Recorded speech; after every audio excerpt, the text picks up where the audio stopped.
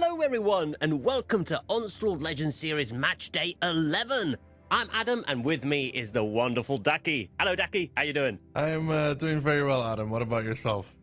Oh, I'm doing great. Some really exciting matches today and we are heading to the finals nearly, right? There's only 2 more days to go and then we're off to see who's the best of the best. So what do you think, Ducky? How's it been going so far? I mean, all these teams have shown that they're pretty even across the board, except for, of course, Conquest and Clueless, who we lost in Stage 1. Solyanka, which we have lost now in Stage 2. They cannot qualify anymore for the top 4. But the big storyline here is, can W still make it? They need a perfect run in the last 2 playdays to make it. For that to happen, they, however, need their respective opponents to not pick up points. Yes, they still need Mafia and Hit and Run to bungle it a bit. And actually, we will have W playing against Mafia today. So that will be quite an exciting match, definitely for W and definitely for us as well. But which match are you looking forward to most, Daki, today? W against Mafia. If W wins, they are still in the running. If Mafia wins, however, it shuts down all the dreams of W, and then we know our final 4 for the finals on Sunday. Yeah, but it's still for everyone to play for, right? Because, well, except for Cashback, who's safe, even Storm could still potentially drop out, though they'd have to really do their best to manage that. But there is this possibility. So everyone is still Storm, Mafia, W, and Hit and Run are still not quite sure if they'll make it to the finals.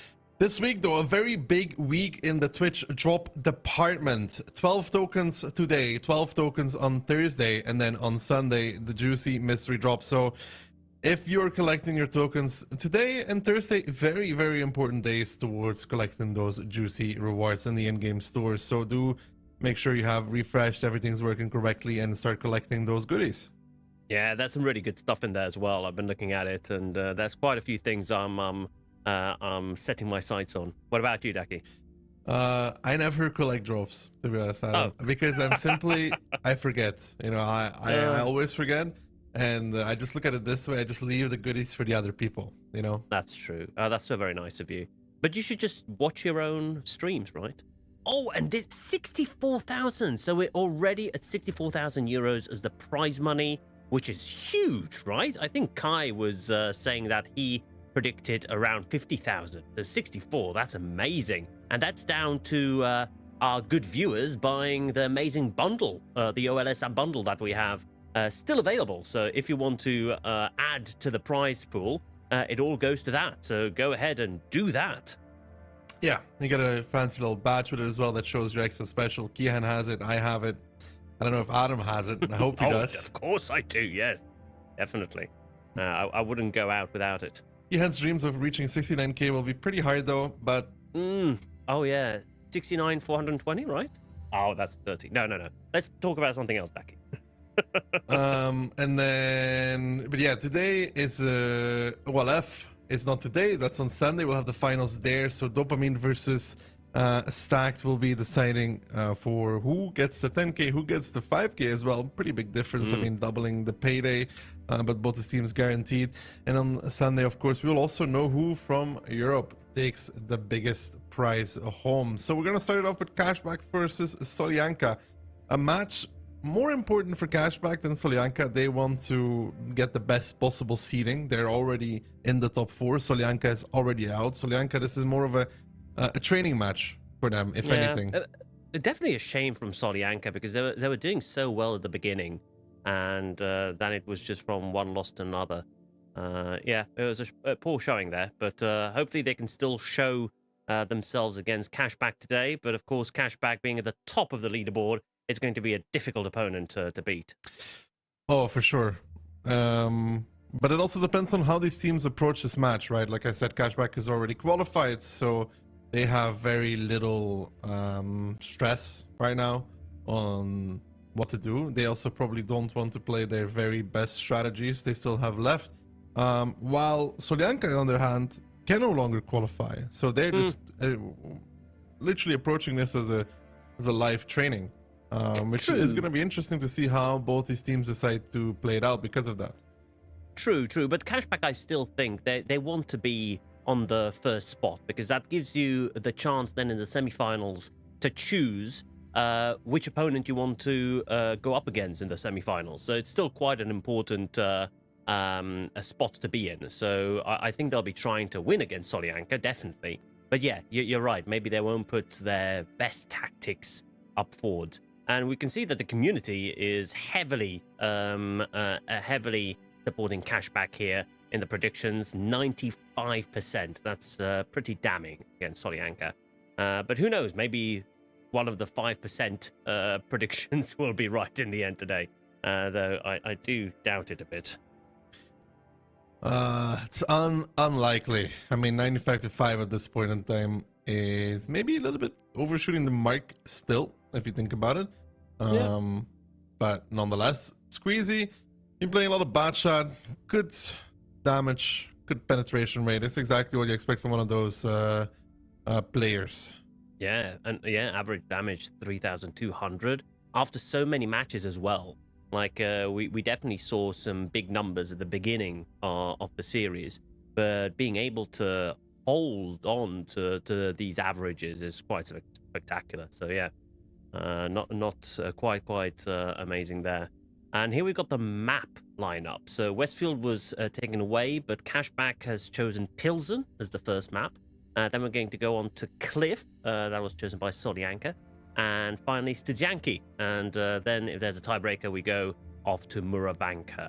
So Pilsen, that's a nice choice by Cashback. I guess they want to battle it out, bruise it out in some close quarters. I mean, even Cashback depends on how they approach this match. They could be doing it to train some maps as well, right? It really depends on how they see this, how badly they want to win this.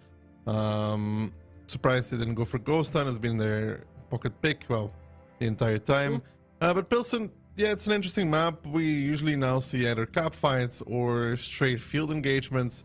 So we'll have to see what those two go through. But I'm also looking forward to Cliff. Very quick action. Yeah, I think Cliff could be quite exciting. But yeah, now with maybe they're keeping Ghost Town for, as you said, the semi-finals and finals, that they don't want to show their best map right here against Solyanka. And so what are your predictions, Daki? Well, how do you think it will go? Will it be 4-1, 4-0? I think I predicted 4-1 for Cashback. I gave Solyanka one round to be nice, but that's about it.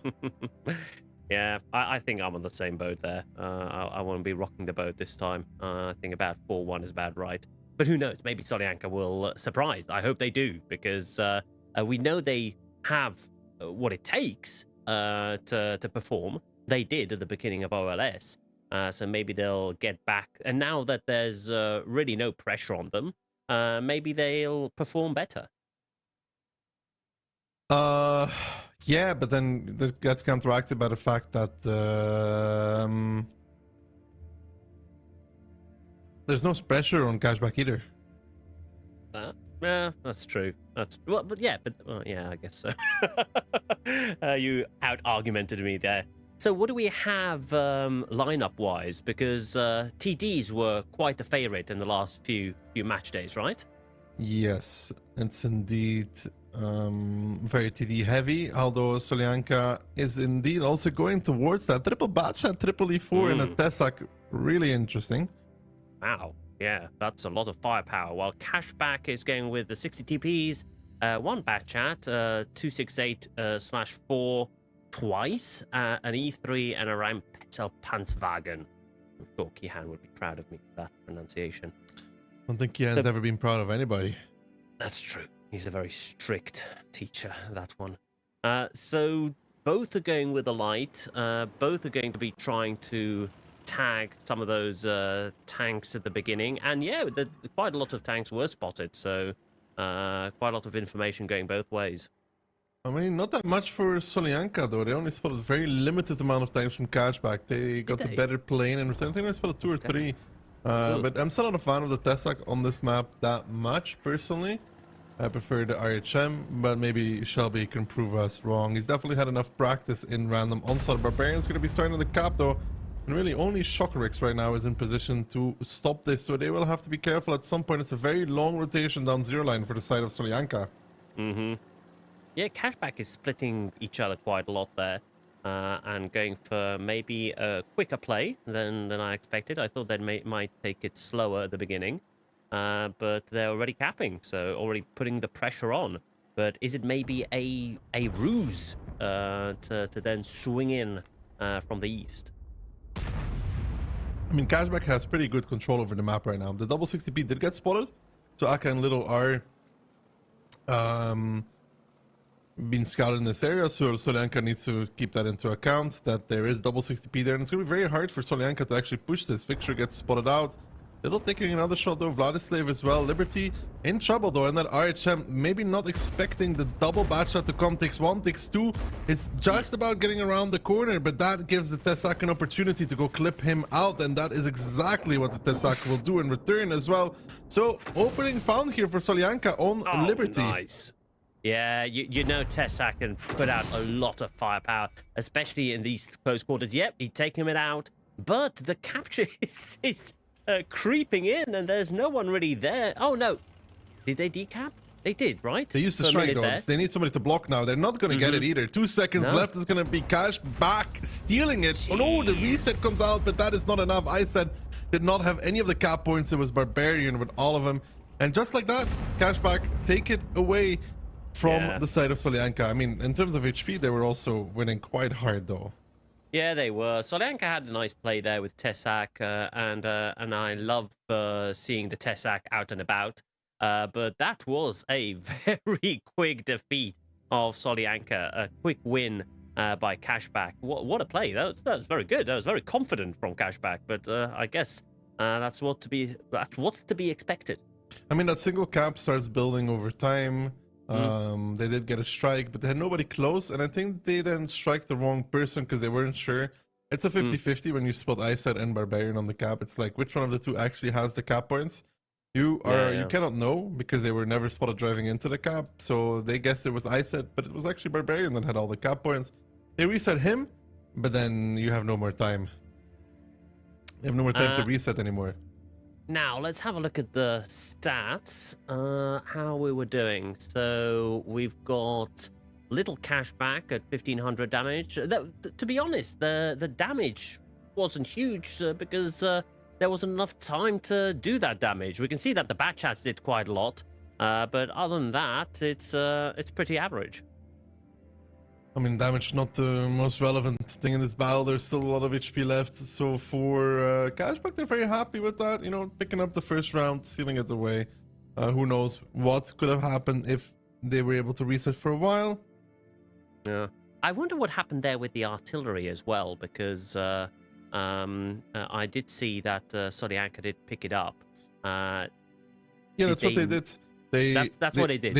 Okay, so they spotted they used the light ability, probably the plane, to spot the cap, but because the first guy driving in the cap, which was Barbarian, was never spotted driving into the cap, and there was 2 players from Solyanka, from Cashback in the cap, which was Barbarian and Iset, they spotted both of them, but the strike is only able to hit 1.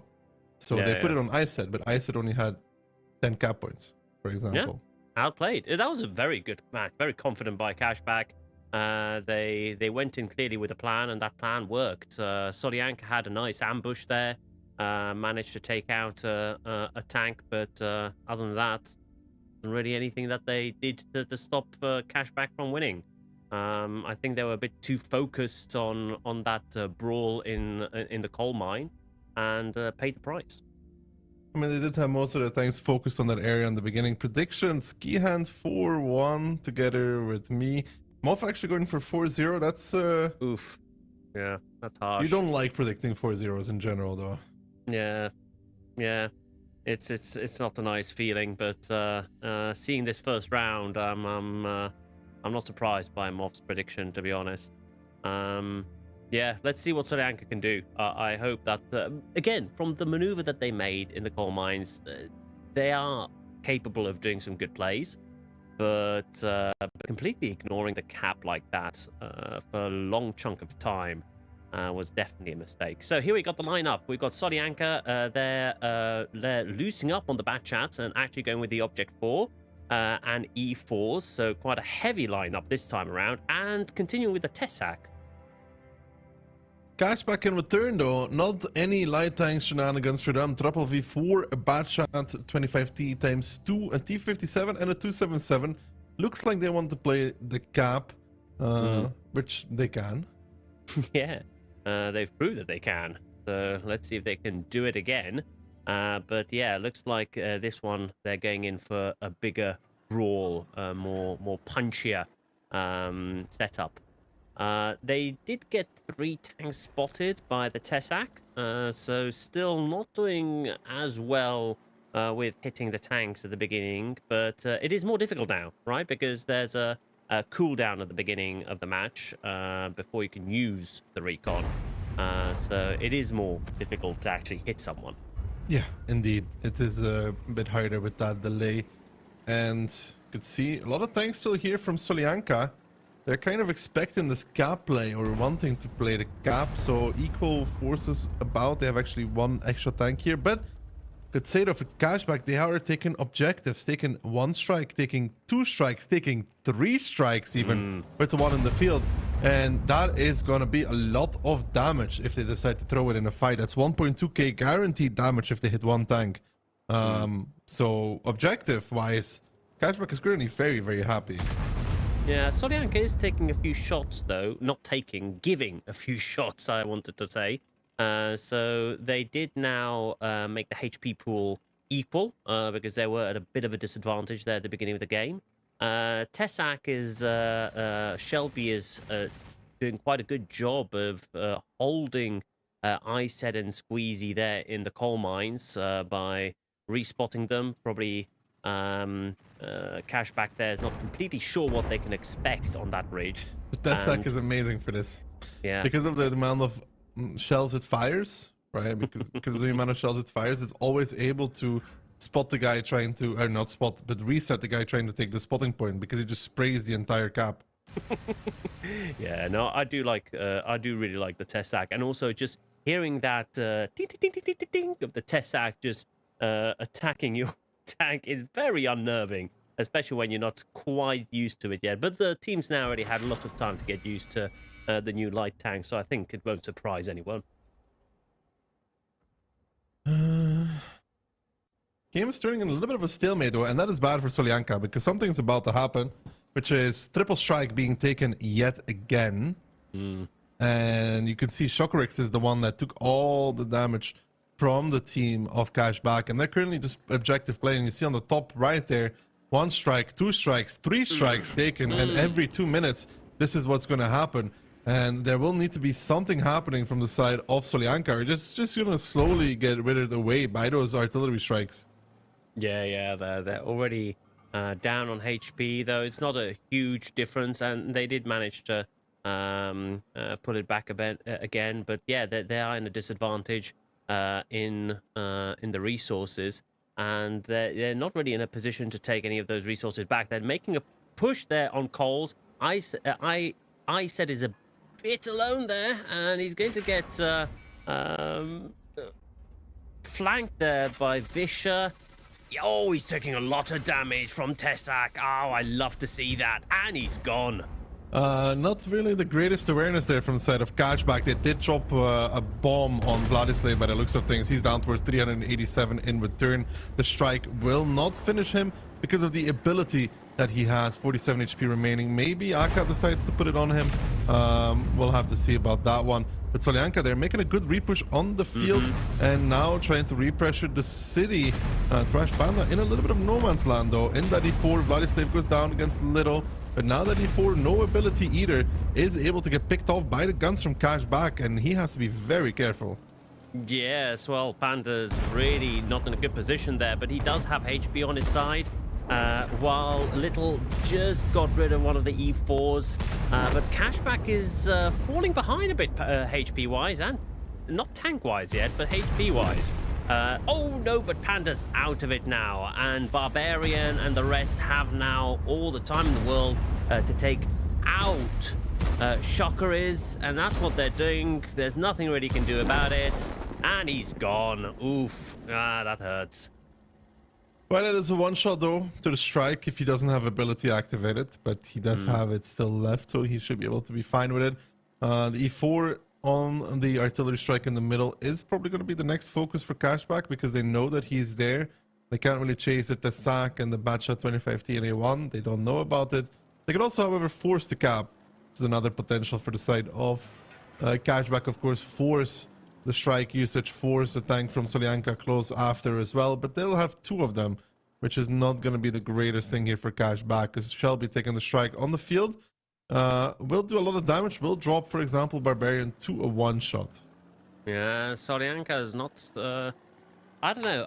Do you think it's better for them to spread out like this, or to focus their forces in one space? Because right now, Cashback is taking the cap. They have 11 seconds to go, but a strike is going in. Barbarian got hit, got reset again. But still, I feel like Cashback got more of a position advantage, though Solyanka still has the HP advantage. No, Cashback actually has to play the game. They cannot sit like this. They will either lose Barbarian or Twilight. No, they will lose Barbarian and Twilight overtime to the double strike that Solyanka currently has available. So they're forced to make a play nonetheless. So you think capping this time is not an option? Not against double strike. So Solyanka right now does have one strike. Will they be taking a second one? Yeah, Xank will Yes. take his strike, and then Shelby will go take the other strike again as well. But you can see the conversion of the tanks from Cashback. Although Xank finds Twilight in the 268 V4. Not the greatest play there from the V4 picking early by himself. Liberty does cross over, but they're playing the cap again. Barbarian is the one, but Shelby has a plane, so Barbarian won't be able to do that. If he takes double strike now, he will fall against a double strike. Yeah, here he comes. First one, second one. Yeah. Even his ability didn't help there. So that's quite a loss by Cashback. They could have expected that. There was no point really for Barbarian to keep staying there. That was a lost position at that point. Yeah, for them it's not... they were never really able to cap. I mean, Squeezy spots out Victor though, so maybe that gives Little an opportunity to come with Squeezy to pick up that Batcha. They know he's at A1. They know he can't really leave either.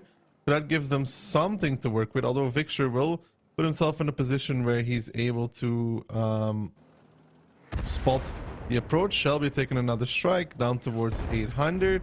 Now the Batcha 25T coming in though. Little and Squeezy, they're converting onto Xank. They know that Xank is currently isolated, but nobody really to help him. Little gets behind him. Does he get the track shot as well is the big question. He does. Xank is looking the wrong direction.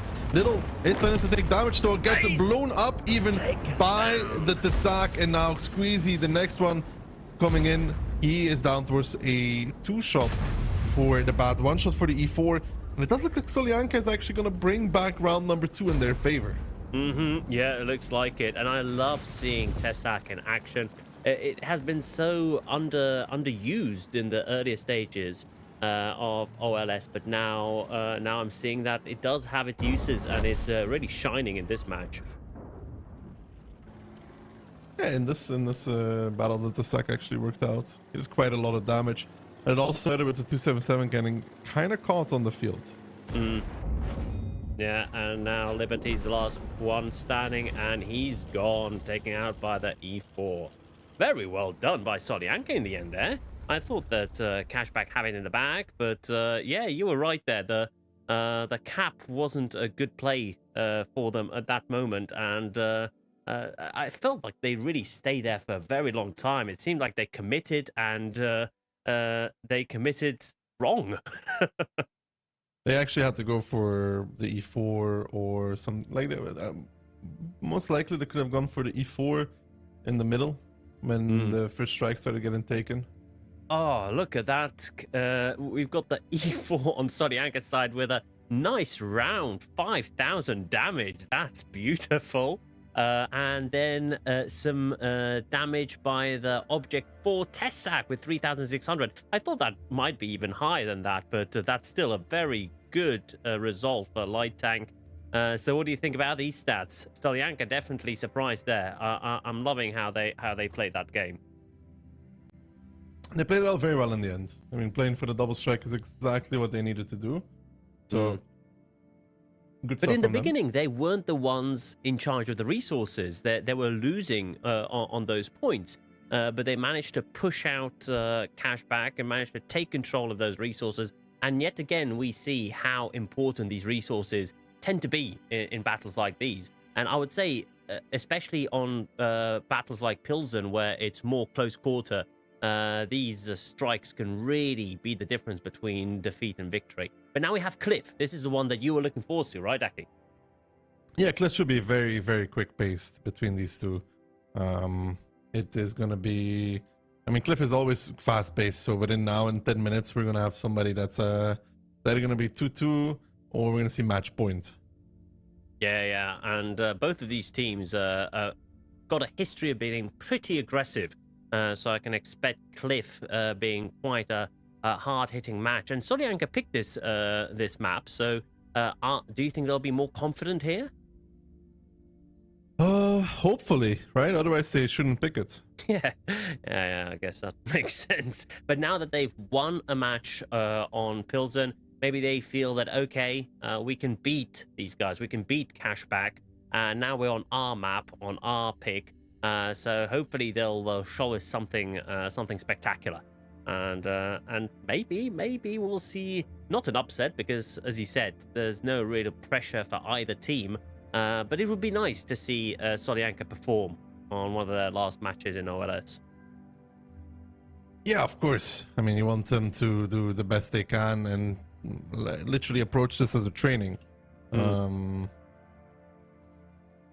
for Cashback as well, we'll see how they perform and what we can expect from them in the semi-finals and possibly even the finals if they get that far. Because till now, they've been doing incredibly well and doing a very fine job in all of their matches. Let's see if they can hold on to that. Let's see the lineups though. Solyanka, don't think they'll change too much. Triple BZ, triple bat, and a TVP. Cashback going for a different style of play though. Oh yeah, well, Solyanka's planning to go up the hill, it seems. Oh no, Cashback's also going with the BZ75. Two objects, Centurion AX, Foshby, and an EBR. Centurions, have we seen a lot of them so far? Yeah, we have, actually. Okay. It's especially W likes them a lot. Let's put it that way. They love playing with it. Well, it should be a quick one because BZ should be rushing into position with their rockets. But it seems each team has a bit of a different idea of what they're going to be doing this match. Cashback taking full 1-2, just sending Liberty on the hill. He will reach it as well in that EBR. Might even be able to take the info before anything comes to challenge him. Montula getting taken over by Cashback altogether. They will be climbing as a group. Liberty taking the info, but there's an info taken on 1-2 as well, so they will be able to constantly monitor the boys from Solyanka and their movements. They will now see the triple Bacha driving around the hill, and this will make it so Cashback is probably going to group up on the north side of the donut, where you see Little Drive and company, while flanking the 4-5 line with the 277AX and try and pincer from that side. Yes, it seems that Cashback and Solyanka changed their starting positions here. The Batchats are now in the home zone, home turf of Cashback. But Squeezy Little and the Barbarian are pushing onto the cap, decapping Dreamer and Shorakit. I can't even see that properly. I have to put my glasses back on. And pushing them out of the cap zone. But they will be forced through the open if they want the reset. Only 1277 crossed over. They do find Xang. That is the flank coming into effect by that 277, by that Centurion. They find a lot of actual reward for that, picking up that TVP, picking up a BZ as well. And Solyanka tried to push across, but really they were pushing into absolutely nothing. And now they're even allowing Barbarian to come from behind in that Fosh B. Perfect flanking possibility. He was going to clip them out in 1, 2, 3, get them into the garage. And for Cashback, this was quick, this was simple, but it was good. on all fronts. Yeah, so there's a lot of maneuvering there at the beginning. I wasn't really sure what to make of it, but Cashback evidently had the situation under control. I think even the EBR rushing there to the top was quite a big play because they immediately knew what's going on the rest of the map and could then play accordingly. Really good stuff from Cashback. They find the last ones now. Solyanka tried to react, but yeah, they really weren't ready for this play from behind, which found actually more rewards than I would assume. I mean, full TVP, BZ as well. Put Solyanka in that pincer. They really needed to play on their... didn't have full info, of course. They needed to play on Cashback's side of the cap towards the south. Yeah, that was definitely quite a play by Cashback. So we see them back in form. So we're again heading more to the 4-1 prediction that you had back in me as well. But yeah, I was expecting Solyanka to have a plan there. They did try and climb the hill. EBR beat them to it, got the information, and the whole ride around by Cashback, I love that. That was spectacular. I mean, Solyanka could have done their own ride around by playing the other side of the cap, but they opted to play this one. But then AX and 277 flanking was a bit too much for them. Trash Panda to 0. None of them really getting too much in, except for the batch shots, of course. Yeah, the batch shots did do quite a lot of damage, but I felt like they stayed back a bit too much and left the rest of their teammates out to dry. They did get a fair amount of good shots in, but still, I feel like they didn't have the impact they could have had. I mean, they didn't really get the time to get the impact. They were driving almost the whole game by the time that Cashback was already coming behind them. So you got to take that into account as well, that, you know, Cashback is playing with full info the entire time because, you know, they have double info points, so they know exactly what's happening. While Solyanka is kind of playing in the dark. They know that there's an EBR on the hill, but they don't know much else than that. Yeah, that's true. And information is king. When you know where your opponent is, it's really up to you when to strike, how you will strike, and from which angle. And Cashback just had all the information, and they could play around with that. And they did. They really did take apart. They did take a fair amount of damage in return, but they didn't lose a single tank either. So yeah, it was evident that they were in control of that situation. Yeah, I don't think they were ever really destined to lose that battle. The EBR on the hill is very annoying for Solyanka to dig out because you have to climb it. You can't really climb it from either side anymore, so you kind of have to just respect the fact that he's there while playing the cap. And for them, yeah, well, that's what happens when you let the enemy take the top of the hill and you have nothing fast enough to retake it, like any CS's, bat shots, or so on. PCs can do it, but they probably would have taken quite a bit of damage to try and drive back on that one. Well, but they could have retaken it. They had the BZ there ready at the bottom. Yeah, I suppose. But yeah, that was quite a dominating game by Cashback. I wonder if that's something that we can expect them expect to see in the future matches in the semi-finals and the finals as well. I hope so, because games like this, you just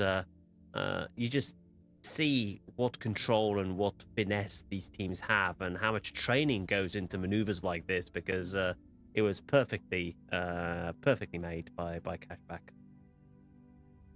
Now the question is, can Cashback keep this on, make it 3-1, close out this game, don't spend too much time on beating Solyanka? That's kind of how you have to look at it. Jesus. If Solyanka's going with this low down, that's quite amazing. So we have 6 bat chats on the side of Solyanka, and I'm Metal Panzwagen. That's a fun team. That's a lot of firepower. While Cashback is going for a bit more traditional. Yeah, Cashback, double 50B, double BZ, double CS, and an RHM. The question is, how many bat shots does Liberty actually spot in the beginning of the game with the plane? Solyanka has been playing this bat shot strategy before, though, so maybe Cashback does have that in the back of their heads. That it could happen, but wow, that's bat chat overkill for sure. They did spot quite a few of them, so I think they know that there's quite a few bat chats coming their way. They spotted about 4, I think 2 of them remaining unspotted. They're going to be splitting off now with those bad shots. 3 of them going towards 1-2 line. The other one's just sticking behind in the middle.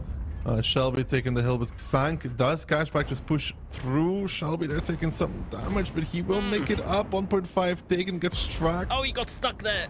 Oof. But it seems okay for them right now. They do have a pretty good crossfire on the guns of cashback.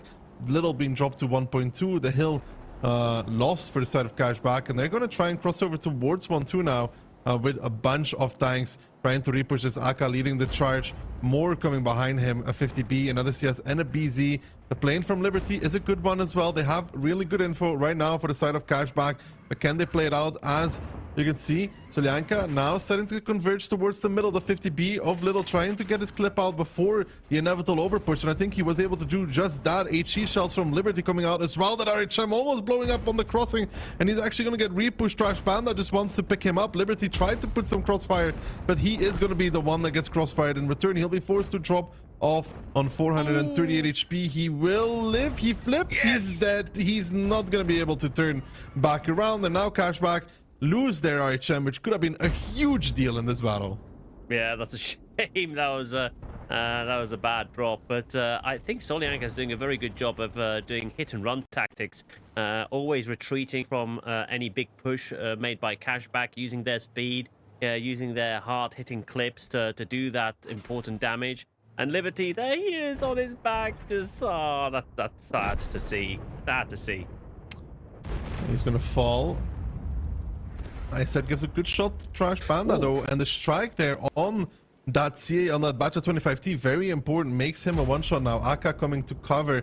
They are going for Barbarian in the meantime in the middle of the map in that BZ. He's trying to survive for as long as he can. He's getting clipped up by Victor now as well. He's dropping low because he's getting overpushed by so many times from Solyanka, and now Xank will probably finish it. No, it's actually going to be Shelby. They do find Victor, however. Trash Panda is down towards a one-shot. It is playable for cashback, but it's going to be very, very hard. Yeah, as well as one very wise man said, Solyanka do have the high ground there, and they do have a very nice position. I think cashback has no real chance of getting to the cap, that's for sure. So I guess they're going to go for the information, go for a couple of strikes. And on the other hand, cashback do have the strikes, so they're in control there. And Solyanka is not, though I guess one of the Batchats is going back to the east to grab a strike for them as well. So it's all quite... I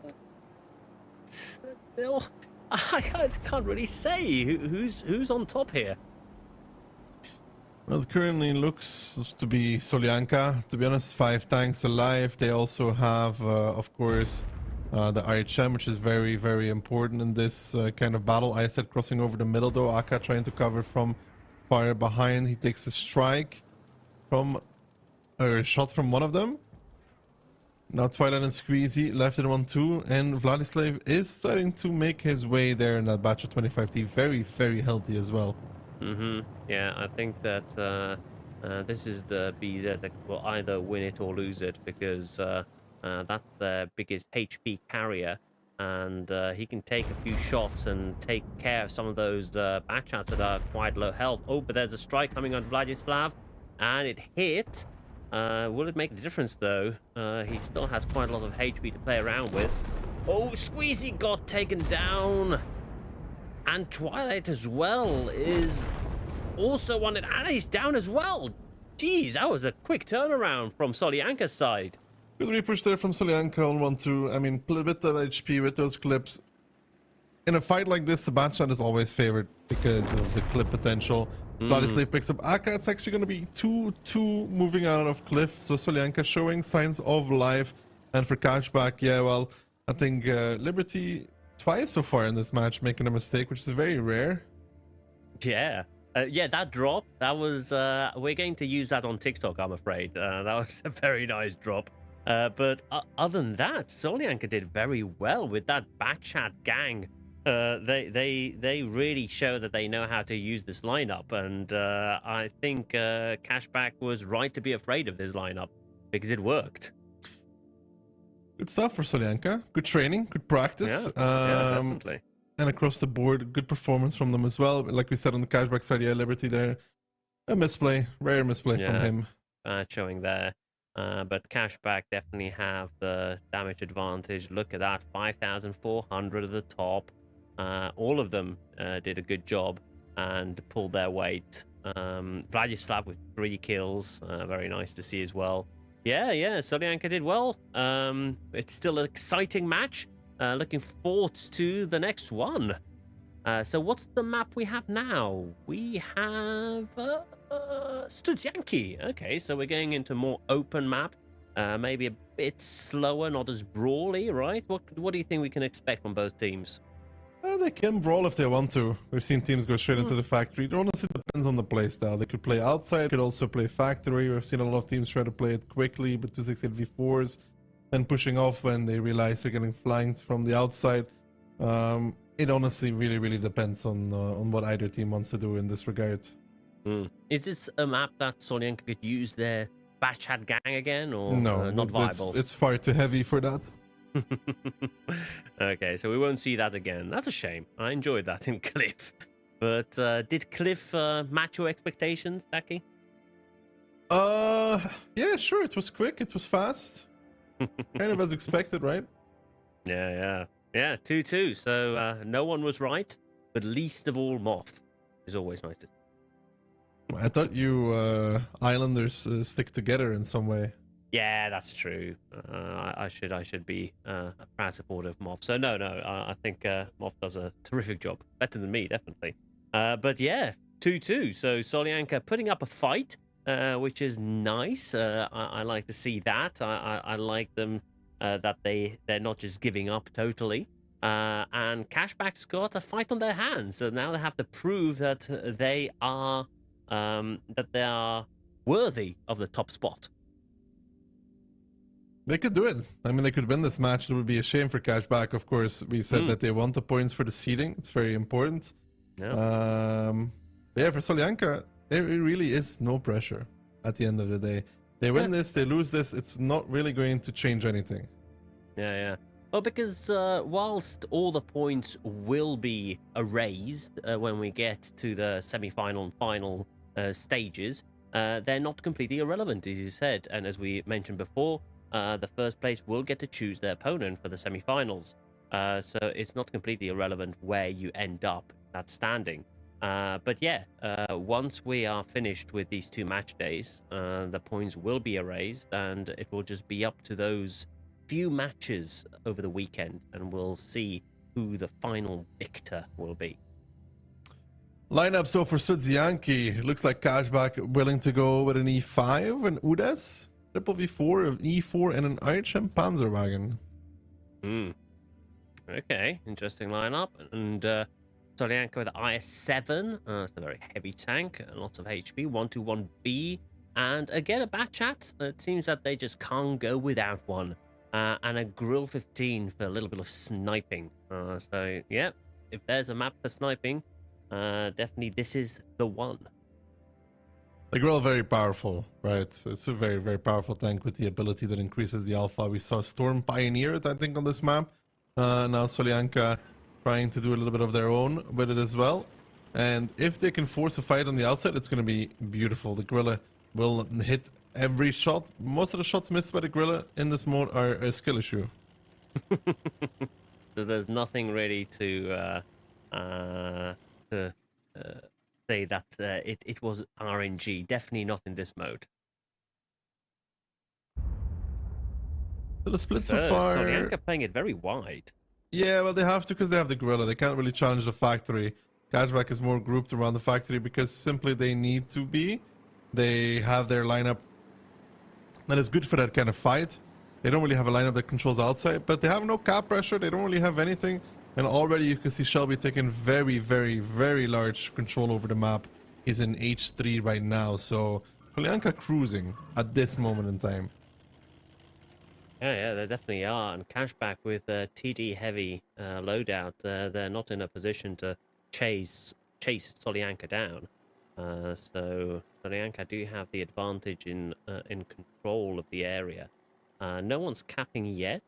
I think Cashback is taking it a bit slower, maybe a bit nervous from the last match, seeing that this isn't quite the pushover that they might have expected.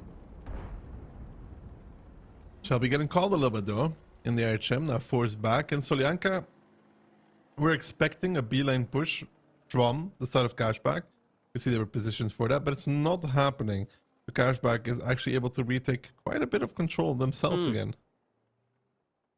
And the Gorilla so far not really getting any targets that it could use that magnificent gun on.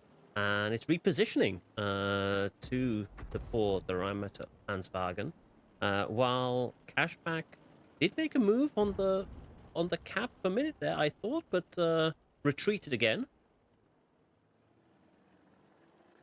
Resource-wise, Cashback do have a strike up their sleeve, and are in control of a information node. The same on Solyanka's side, but they don't have the strike. Liberty making move there, going forwards, scouting out where Solyanka's hiding. I said pushing down the middle though, in that V4 has gone potentially a little bit too far. He's lacking support from his teammate. Victor gets on his side, and I said even getting blocked by that batch of 25T. His teammates are starting to come in though. Shelby dropped towards 369 HP himself, needs to be careful in that RHM. Victor is going to be reloading now. I said will do one more shot, but there is currently no follow-up from Cashback right now. I mean, I said will do one more, but that is also going to be all she wrote for that V4. They do find Shelby, which is honestly a more important kill than finding this V4 of ISED. Yes, Cashback fell asleep there a little bit with ISED. But now Akam is in the trenches as well, but also taken apart. A bit too late there to help out, but everyone is now converging on the trench. Seems that this is where the fight will happen, and Trash Panda's getting absolutely destroyed by Squeezy and Liberty, and now they're moving in on the factory. Moving in on the factory is Solyanka trying to overrun Barbarian. Can Dreamer find a kill? He does. Good shot there from him. Shuts him down. Now it's a little left to his own devices, surrounded. And more importantly, the Gorilla is going to be a very big nuisance for the side of Cashback now. Because once he spots the target, he's going to blast it. Little now dropped towards a one shot. He will be out rather soon. I think Sank even hit him as well. He does do one more shot.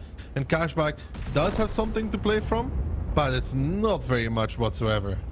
No, they're getting attacked from all sides there in the factory, getting surrounded. Liberty is trying to make an escape, but Twilight's taking a lot of shots there from Dreamer and the Gorilla, I think, right?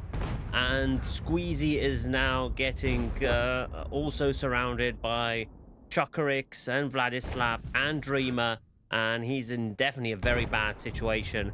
The Rheinmetall Panwagen is trying to take a few shots on the IS-7. He is hitting, but I think not enough to help his teammates out. And yeah, I think Cashback are gonna lose another match.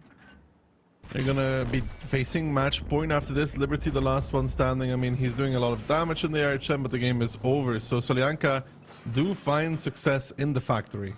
Yikes, where was this play in earlier rounds? Solyanka could have done much better. They're really showing their best side against Cashback, especially against Cashback. The Gorilla there taking the last assault. Very well done. Yeah, that's quite amazing. Solyanka's really showing what they can do. It's just a shame that it's now and not earlier.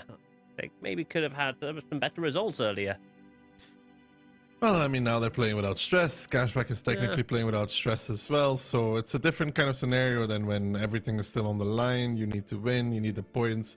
It's very, very different, IMO. Completely different environment. Yeah, definitely. But really, they did wonderfully. The Gorilla, of course, huge damage. On the side of Cashback, again, it wasn't a bad showing, but I feel that after that trench warfare, they got a bit surrounded there in the factory and they just couldn't recover.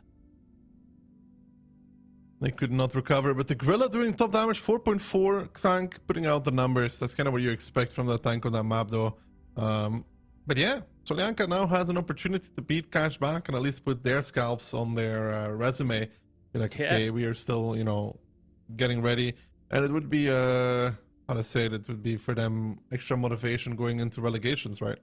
Yeah, definitely. But also, it's always nice to be the ones who beat the leader, and especially if maybe Cashback goes on to win the whole thing, Stolianka at least will be able to say, "Yeah, but we managed to beat them, and we are able to beat them," which is also good to know for the team that you're capable of this, especially after these past match days. You could start to lose some confidence in your team, but it is obvious that Solyanka is a very good team, and they have to be, otherwise they wouldn't be in OLS. But overall, they had some very good showings at the beginning, and we can see that they still have the magic. It just has to come out.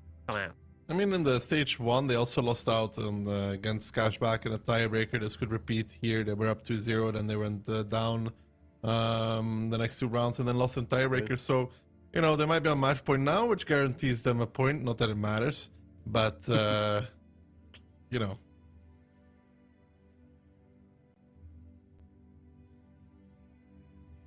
Wow. Okay, I'm just hearing our wonderful Phil telling us some interesting information. So Solyanka lost the last 7 matches. Is that correct? And so this is their first point after match day 4. So quite something to celebrate for Solyanka, that's for sure.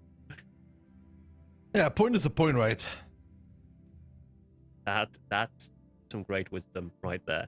Yeah, no, I'm really enjoying today's match of Solyanka and Cashback. It's definitely something that we didn't expect.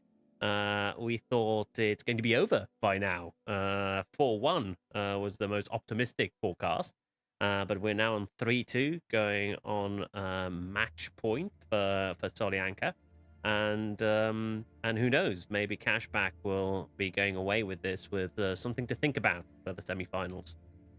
Yeah, losing this would be probably a little bit of a dent into their, you know, confidence. Yeah. Like, losing against Solyanka is not ideal, but it really, again, depends on how they were approaching this match. How much do they actually mean to say, but how much do they actually care about it? Sure, but you don't want to lose. However little you care about something, you don't want to lose. So, Solyanka, we've got the IS-7 twice. No, it's still changing. So, IS-7 once, Object 277, 2 bat chats this time, the CS63 and 2E4. So, that's quite a diverse lineup. Cashback, though, bring in the Y, bring in the 277 times 2, the bat, the E3, the E4, and the RHM. M5Y is a tank we've only seen on this map. It's quite interesting. Yeah, Solyanka not taking any light. Not really in the information game this time around. Maybe they're going for a hard hit at the beginning, but they do have the bat chats who will probably try and take a flanking maneuver and give some support to the tanks in the factory. And Solyanka is already taking... No, they were taking the artillery, but the CS63 decided against it and to go through the trench into the village on the south side. The IS-7 is taking some information for Solyanka, and Cashback, that I'm at Panswagen, is taking the artillery on the north side. It's a split again from Solyanka, very little towards the factory, taking over the south. This time they're doing it without a light tank though, just double batched in a 277. Cashback now, this time around, does seem to rotate towards the B line. They may want to actually do the push that Solyanka was expecting last time around, but didn't end up happening. Yes, it seems that they are preferring that side quite a bit. But again, they're being careful. They're not going in absolutely headlessly. They're first scouting out if there's going to be any big resistance. And while they're doing that, the Batchats managed to drive all around the map. Hopefully this won't be the same mistake that Solyanka did in Cliffs, where they took so long to go around that the battle and the maneuvering was already over. I mean, you can see Trash Panda just getting pressured by this M5Y, taking shot after shot already. The Y with the DPM will find the skill rather easily. And Solyanka this time around just not able to get the guns in position like they were in the previous round. Last round they predicted rather well what was going to happen. This time around though, Trash Panda is just going to bite the bullet. That M5Y with its superior DPM closing him out. Shokorix then the next one on the board for the side of Cashback. He's backing off with that incredible reverse speed, of course, with the ability. Trash Panda will do one more shot by a good body block there, but he's going to be the first one down. And for Cashback, looking at the current situation, up again, up a few thousand HP as well. That simple beeline pressure seems to have done enough for them. Those bad shots from Solyanka, not able to get in, not able to focus out the target, and that's exactly what you want from the side of Cashback. They haven't given up anybody, they're not gonna do it either. And so far, so good. These two teams in regular time seem to be going head to head over and over again. But when the cookie crumbles, it's gonna be Cashback to bring it at the very least back to a tiebreaker. Yes, that's quite a confident play by Cashback. I was really hoping that the bad chats will get in there and manage to get some good angles, but not sure if they were just slow on the uptake or the whole plan was a bit faulty because they tried this before and it didn't work, and it didn't work again. So maybe this is a tactic that Solyanka should be putting into the bin. I mean, it was just a good pressure from Cashback, to be honest. They did a really good job by pressuring the beeline. So for them, yeah, definitely. Also, I'm thinking if not taking a light in this setup for Solyanka was the right move, because having the back chats but not having the information to back it up would have been maybe good for Solyanka to have a little bit more awareness on what Cashback is planning and where they're moving. I mean, Cashback took the info point in the beginning, so they kind of knew where Solyanka was heading. They knew that they didn't have a light tank available either, so no worries about really getting spotted. Liberty doing 6.2k damage there. That's very good. That's very nice. And Liberty was also the top damage giver in the last match, which Cashback lost. So they're definitely keeping their average nice and high. Solyanka, damage-wise, that's poorly. One of the bad shots even being at the bottom there, nearly at the bottom, and the second one not faring much better. Yeah, not didn't work out as Solyanka hoped, I'm sure. And now we're off to Muravanka. So, Daki, what are we to expect on Muravanka? What type of gameplay will we see? I feel like one of the two will try to do a quick cap play, and it might be Solyanka, but it depends what side they're playing. Until we know that, it's kind of hard to predict. Because North is a bit better for a cap lane than South, for example. Okay, so they'll be picking the side, Cashback. So you think they'll be picking the North?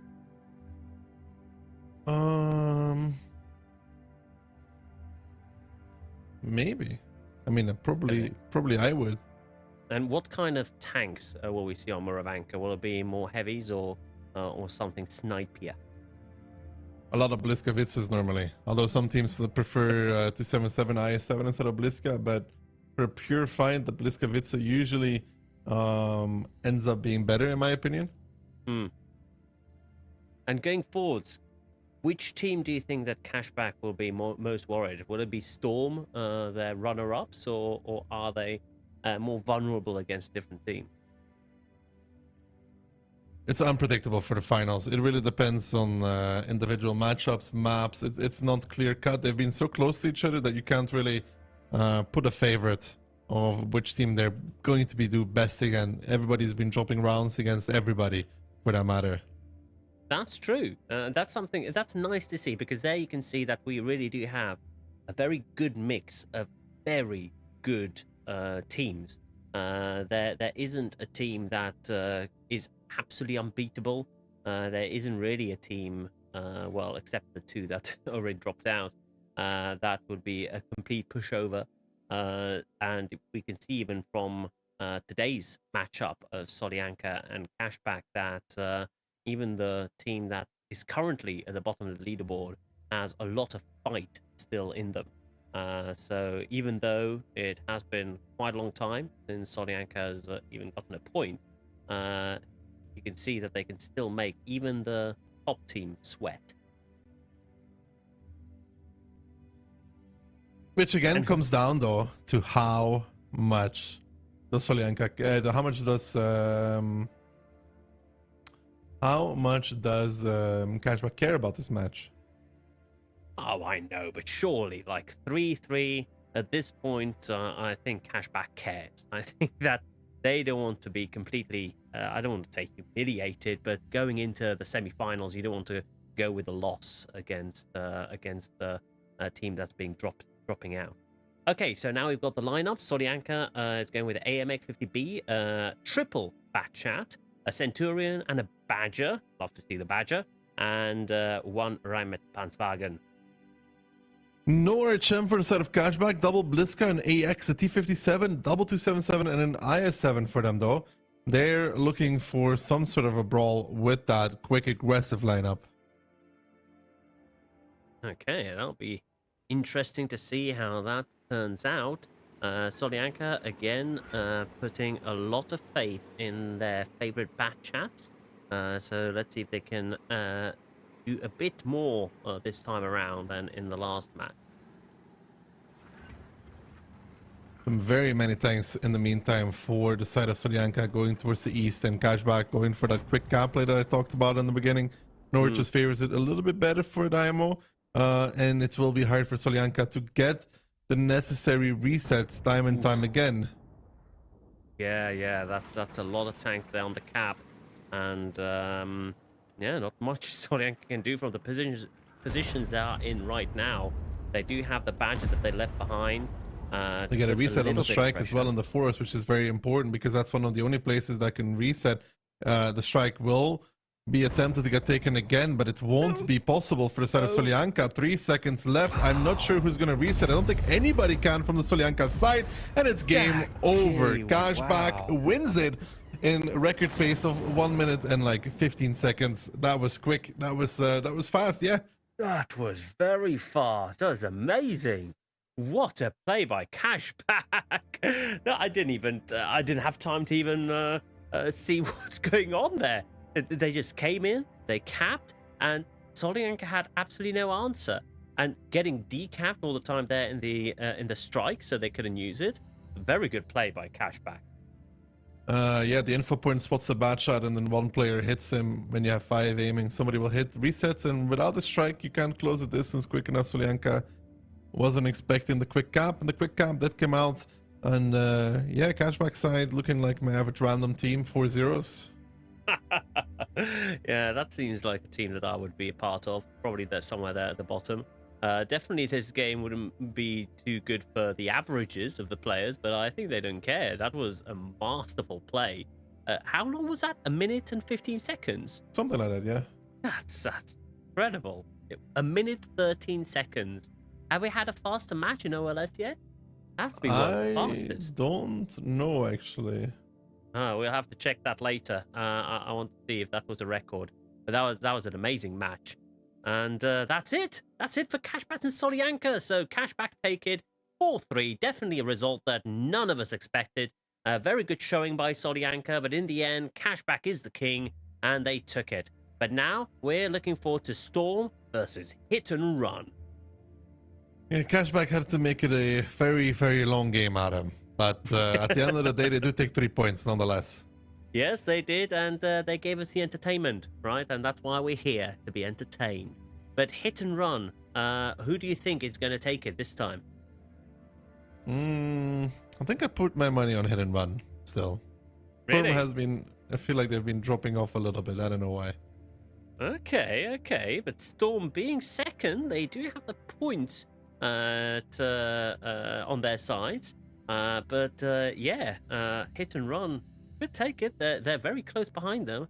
Looking at it now, Storm has 23 points, Hit and Run 21. So they're definitely very close. And Hit and Run wants to win this because they are still in a chance of dropping out if W does very well and does very well against Mafia. So yeah, there's a lot to play for Hit and Run. I mean, for both these teams, they're still like a decent. Like, of course, W could still technically catch them, but it's very, very Yeah. unrealistic. For hit and run, they have to look more. For W, they look more towards like Storm, their direct opponent. Yeah, that's true. But okay, let's take a little break. Let's have a look at some replays, and we'll be back with Storm and Hit and Run.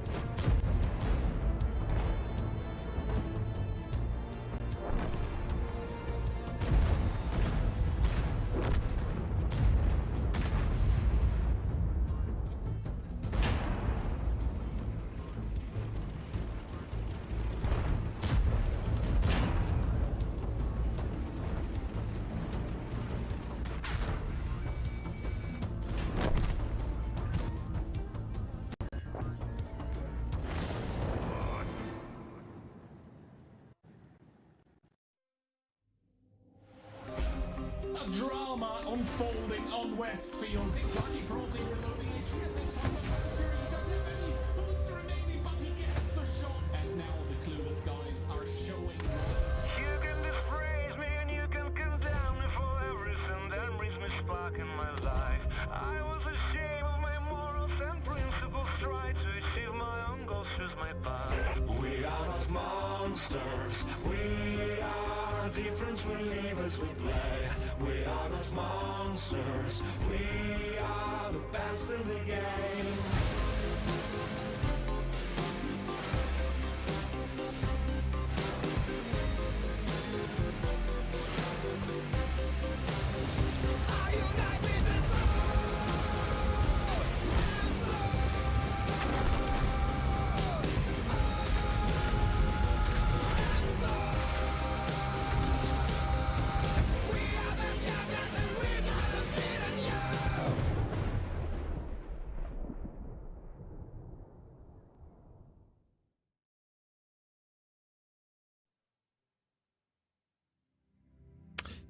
And we are back, and we are here to have a look at a very cool matchup, being against Storm and Hit and Run, both very competent teams, and Storm being second, Hit and Run third in the ranking so far. So what do you think, Naki? How's this going to go? Well, I think one of the two teams is going to win, Adam. Okay. And I think it's going to be Hit and Run. I'm not sure why, just the feeling I got, you know. I don't know. From the beginning, I've been a big supporter and believer in Storm. And I think they have what it takes to take it to the end, to be honest. And against Hit and Run is a very good opponent. It'll be definitely a difficult matchup. But I think Storm is going to take it. I think about 4-2, maybe 4-3. I mean, not a bad shout.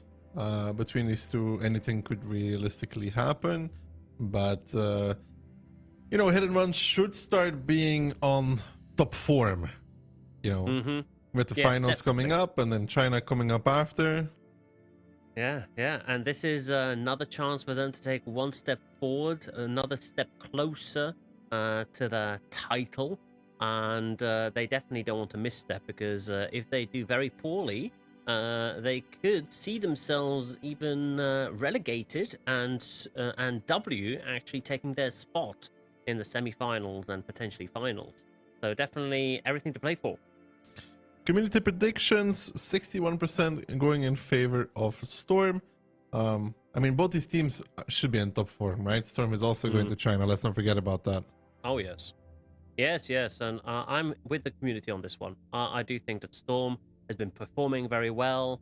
They did have a few missteps and lately, but I think that right now they're definitely looking at the top prize and putting everything forwards and putting their best foot forward, as they say. So yeah, I'm really hoping that Storm is going to show us some very good gameplay this time around.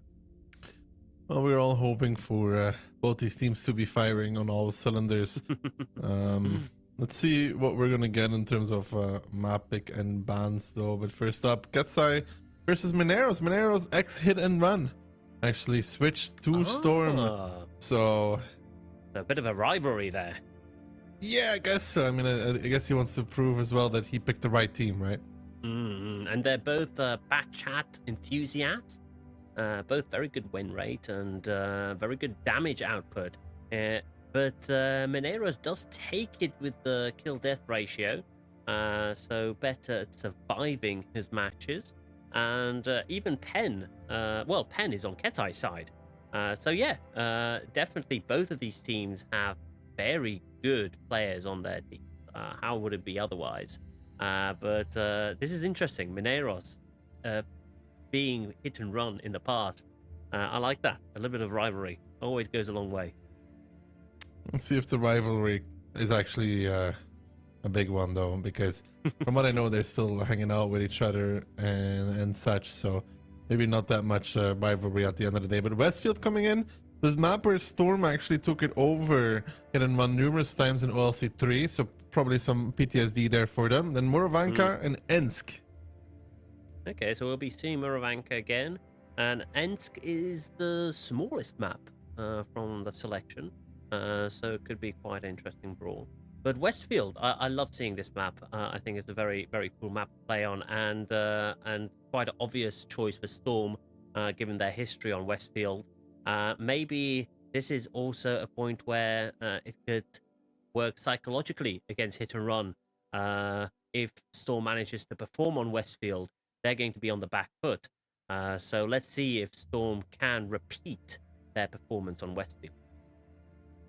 Well, that's a big question because so far in the Onslaught Legends Series, Westfield has not been that great for them. So it was really OLC 3 where they made a name for themselves on it.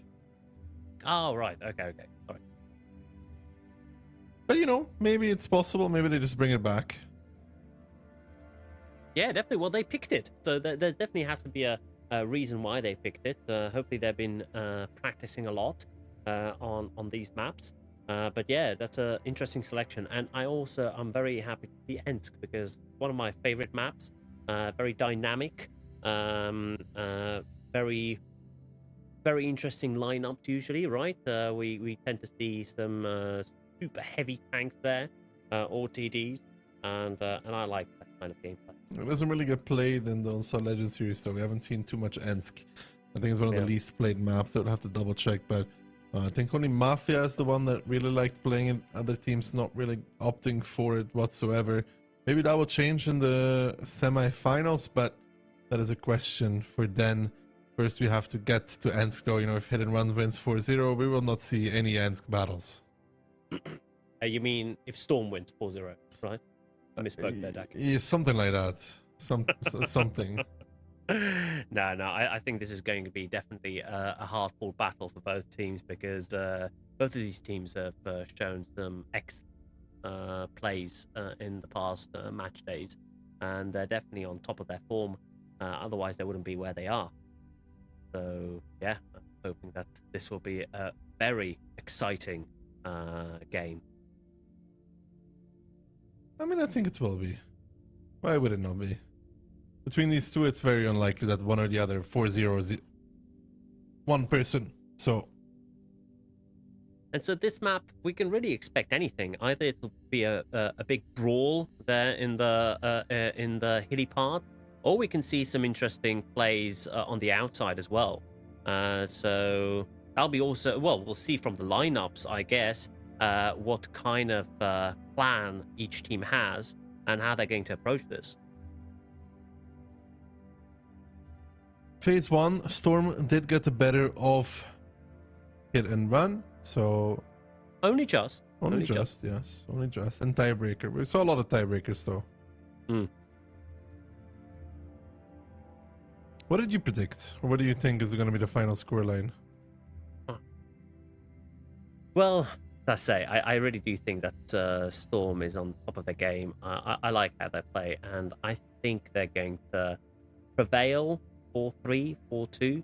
But we've got the predictions from you, Keyhand, and Moth. Keyhand, he, of course, agrees with me, it being 4-2. You're going for 2-4 for Hit and Run, and Moth 3-4. So you're really believing in this Hit and Run dream. Yeah.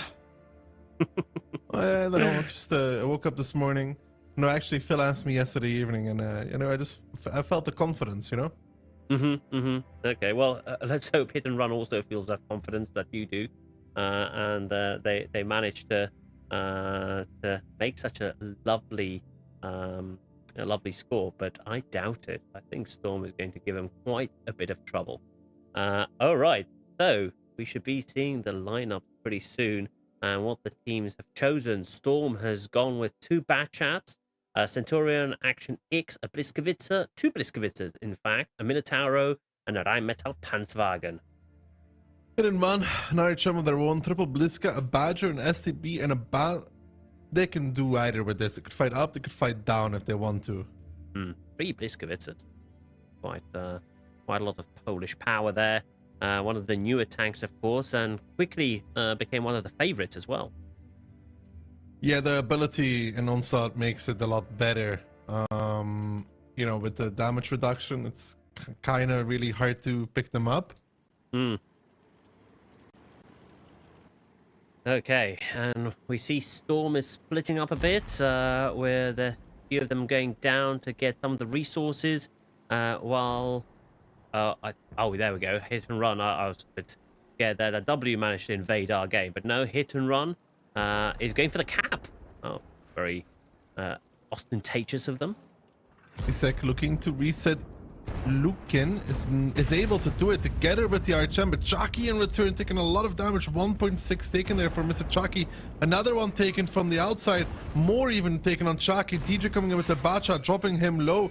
Not really what they wanted in the beginning of the game here. Chucky now dead towards DJ altogether. The repush from Hit and Run starting, but it's starting with one gun less. Yes, Storm managed to pick up Chucky there. Now they're retreating to regroup a little bit. Oh, but they've got one in return as well. And Hit and Run is hitting and not running. They're re-pushing Storm. They're bottling them into the town, taking another one down. And Sir Jacob there trying to hold the line, but seeing that he has to retreat a little bit. I think Rexar is going a bit too forward, taking a bit too many hits. It's looking fine though for Hit and Run altogether.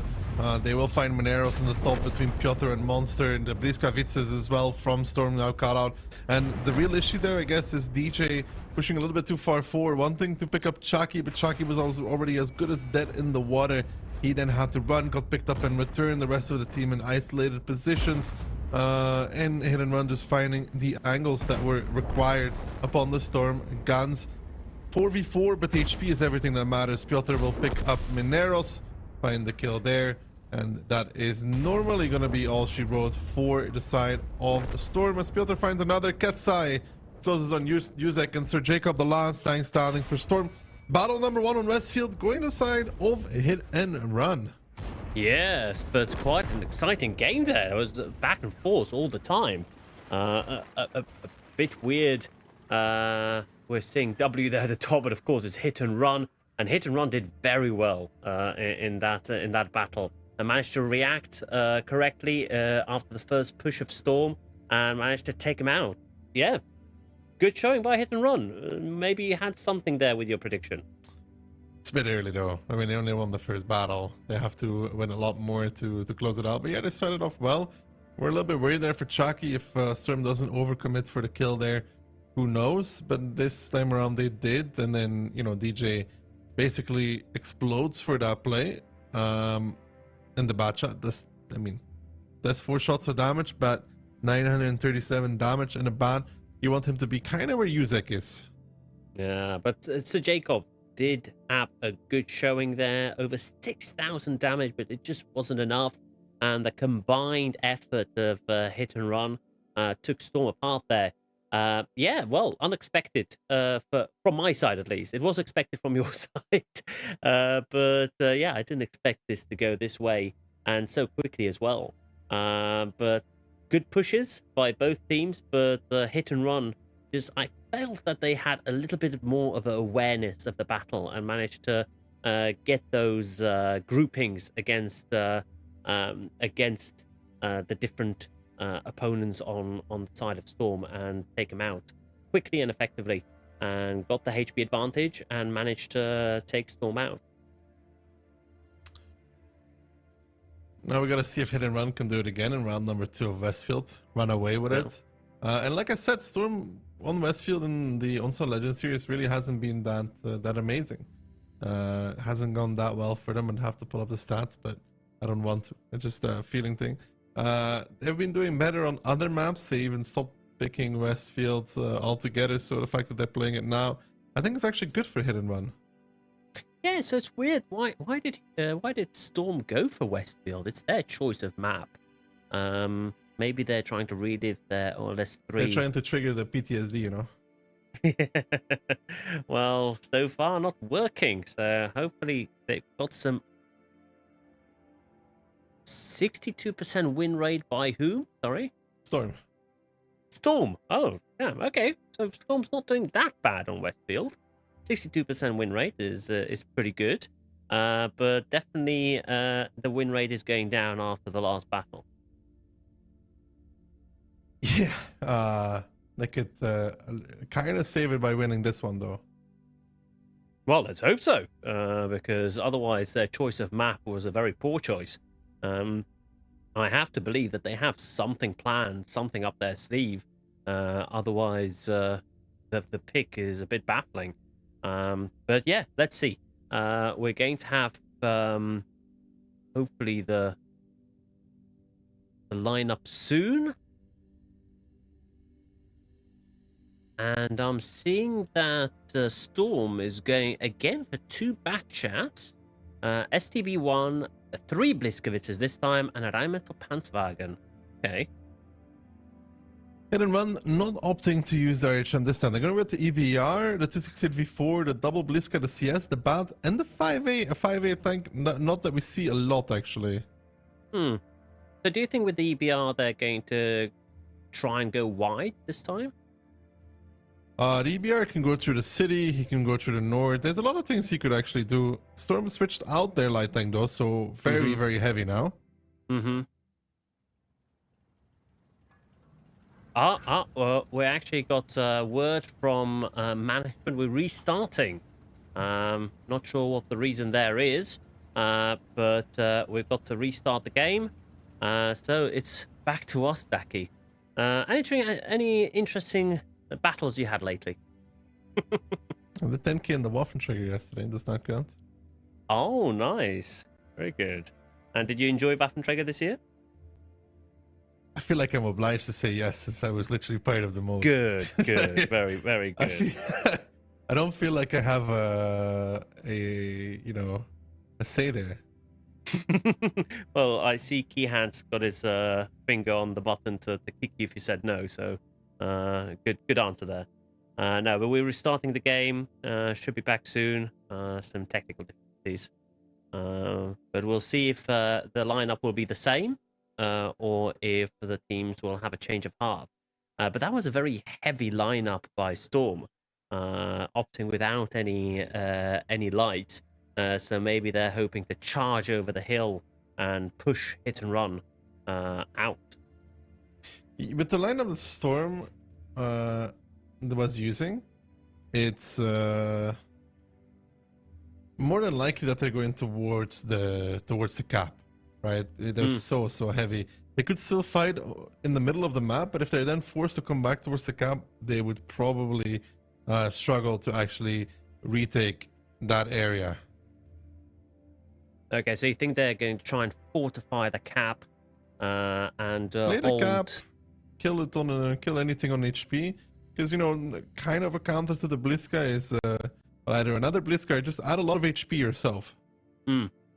Okay, well, let's see if that's what they're going for again, or if they have a change of heart, change of tactics. They did have enough time to think about it. And Storm is...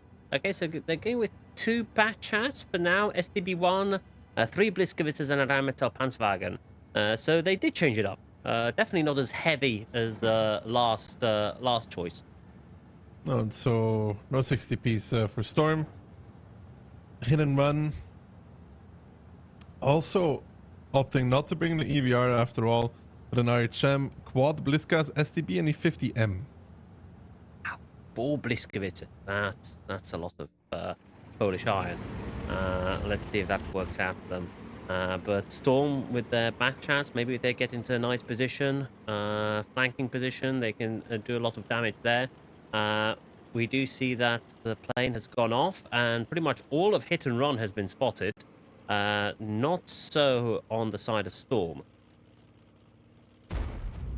The Storm is playing towards the cap. Katsai countering Lukin from taking the info point. And already you can see those bad shots from Storm move towards A3. Will they continue pushing through? That's a good question. They might actually, like W did, but Tisek will find Lukin, who's still running. Storm will be almost forced to make a reaction here because this RHM is going to get chased down by Tisek, who's just getting an absolute freebie on it. So Storm will have to do something here. Yeah. That Rheinmetall Panzerwagen is not in a good position, and there was a very nice strike as well on Lackey. So quite a lot of HP lost there. But they're still in in possession of the cap. They're not capping it, but they do have it at their backs, and they've got a little bit of a high ground, though. Monster is there from the side, in a good position to take shots at Jordan, which he is doing right now. Blackie is nearing a one-shot territory, which definitely isn't somewhere he wants to be. Yeah,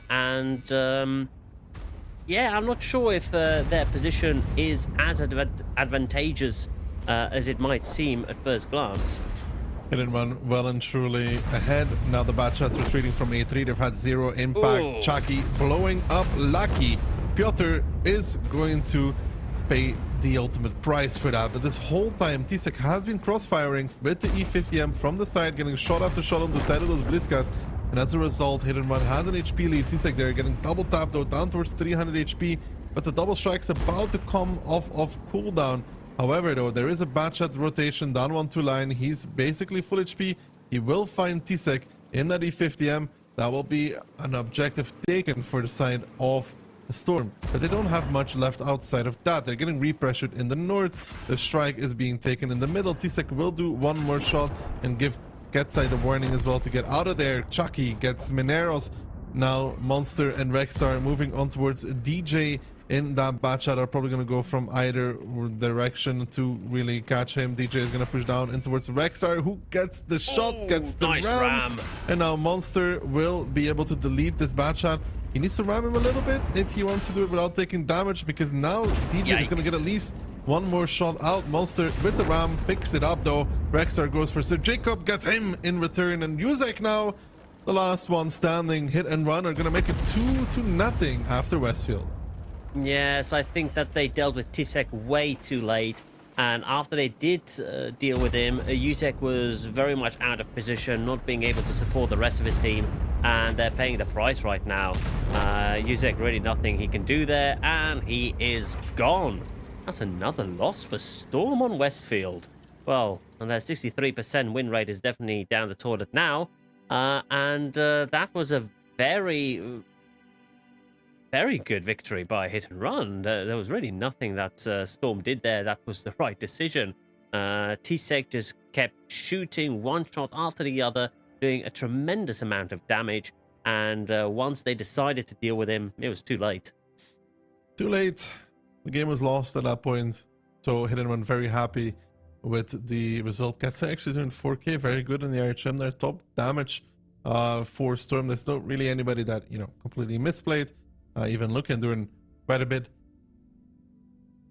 Yeah, the stats aren't showing that it was a incredibly one-sided battle, but it kind of felt like one, because Hit and Run was in control. Position-wise, it was one-sided. Yeah, that's what I mean. Like, Hit and Run really did a very good job at maneuvering there. They did take hits, but they took them in a way that it didn't impact their effectiveness, and they managed to just swipe Storm off the board. So that's 2-0 in favor of Hit and Run from the selection of Storm, and now we're off to Muravanka. So we've seen Muravanka once already, but do you expect a different playstyle from these teams on Muravanka this time around? Yeah, Hit and Run known for quick plays on Mura, so I assume that they will be going for that again. I wouldn't see why not. They've been doing, I think they were the ones that started with doing the cap play, for example, so...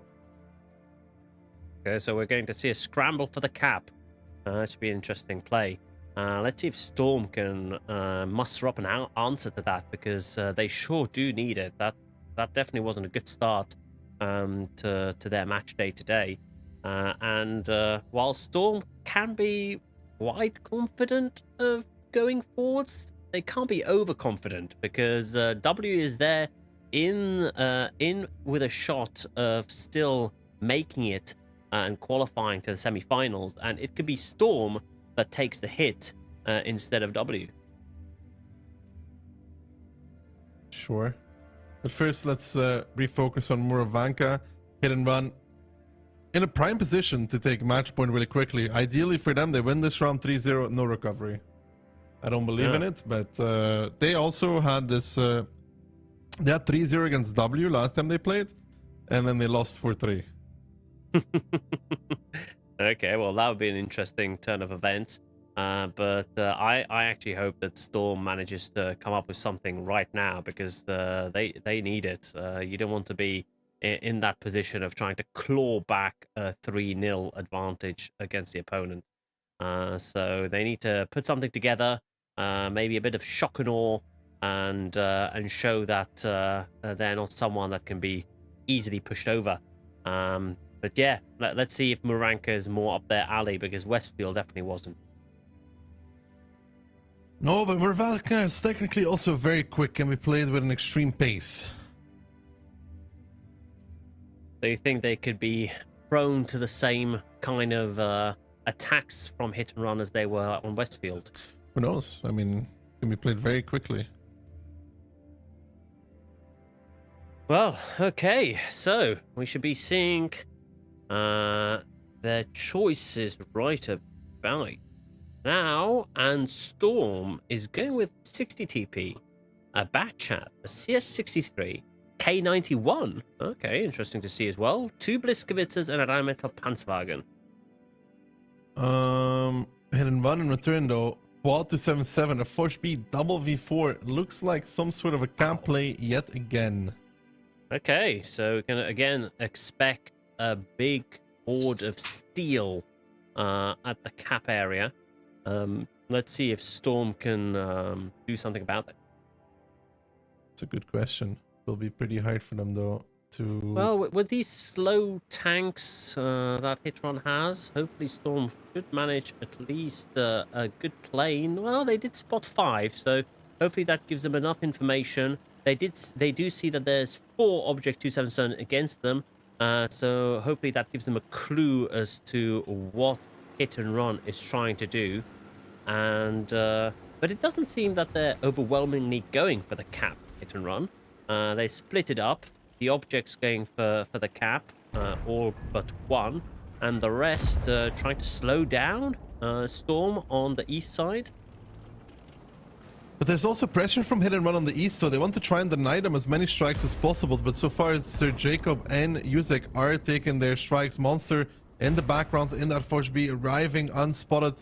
Piotr now getting peeked by Lukin once more. That's a lot of damage received on that singular 277. They tried to make this quick cap play, but so far they're the ones really getting punished for this. Piotr now down towards Lukin. Minero's combination. Monster in the Forge B is looking to chase on towards Lukin. Can he actually get a good track shot there from Monster? That's what you want to see. But Lukin now slides behind that Forge B. If Monster could find another track, that would be huge. He has the shells, I think, to kill this RHM. And now Minero's coming back in. Monster runs out of ability charge though, so he won't be able to find that RHM. He's probably going to try and do his bullets onto whoever he can, but Lucky finds Tsek. Chucky finding a kill in return though, but Hit and Run has just 4 tanks left standing. And this quick play, this across the map play, not really working out from them. No, definitely. I wanted to say that it's looking like cashback again, but this time for Hit and Run, it didn't work out because Storm managed to get those strikes and managed to get those points. And so Hit and Run couldn't take the cap quickly, and after that I think they floundered a little bit, but they are getting a nice position now against Lucky. 3 tanks against 1. They're going to picking him up, it seems. Oh no, but we've seen Rysiek taken down before Lucky, and Lucky is still standing, saved by the team. He was taken out just now, but a bit too late, and it is done. Mineros with the last kill. And Storm is back into the game with 2-1 and their first win on Muravanka. That's very good.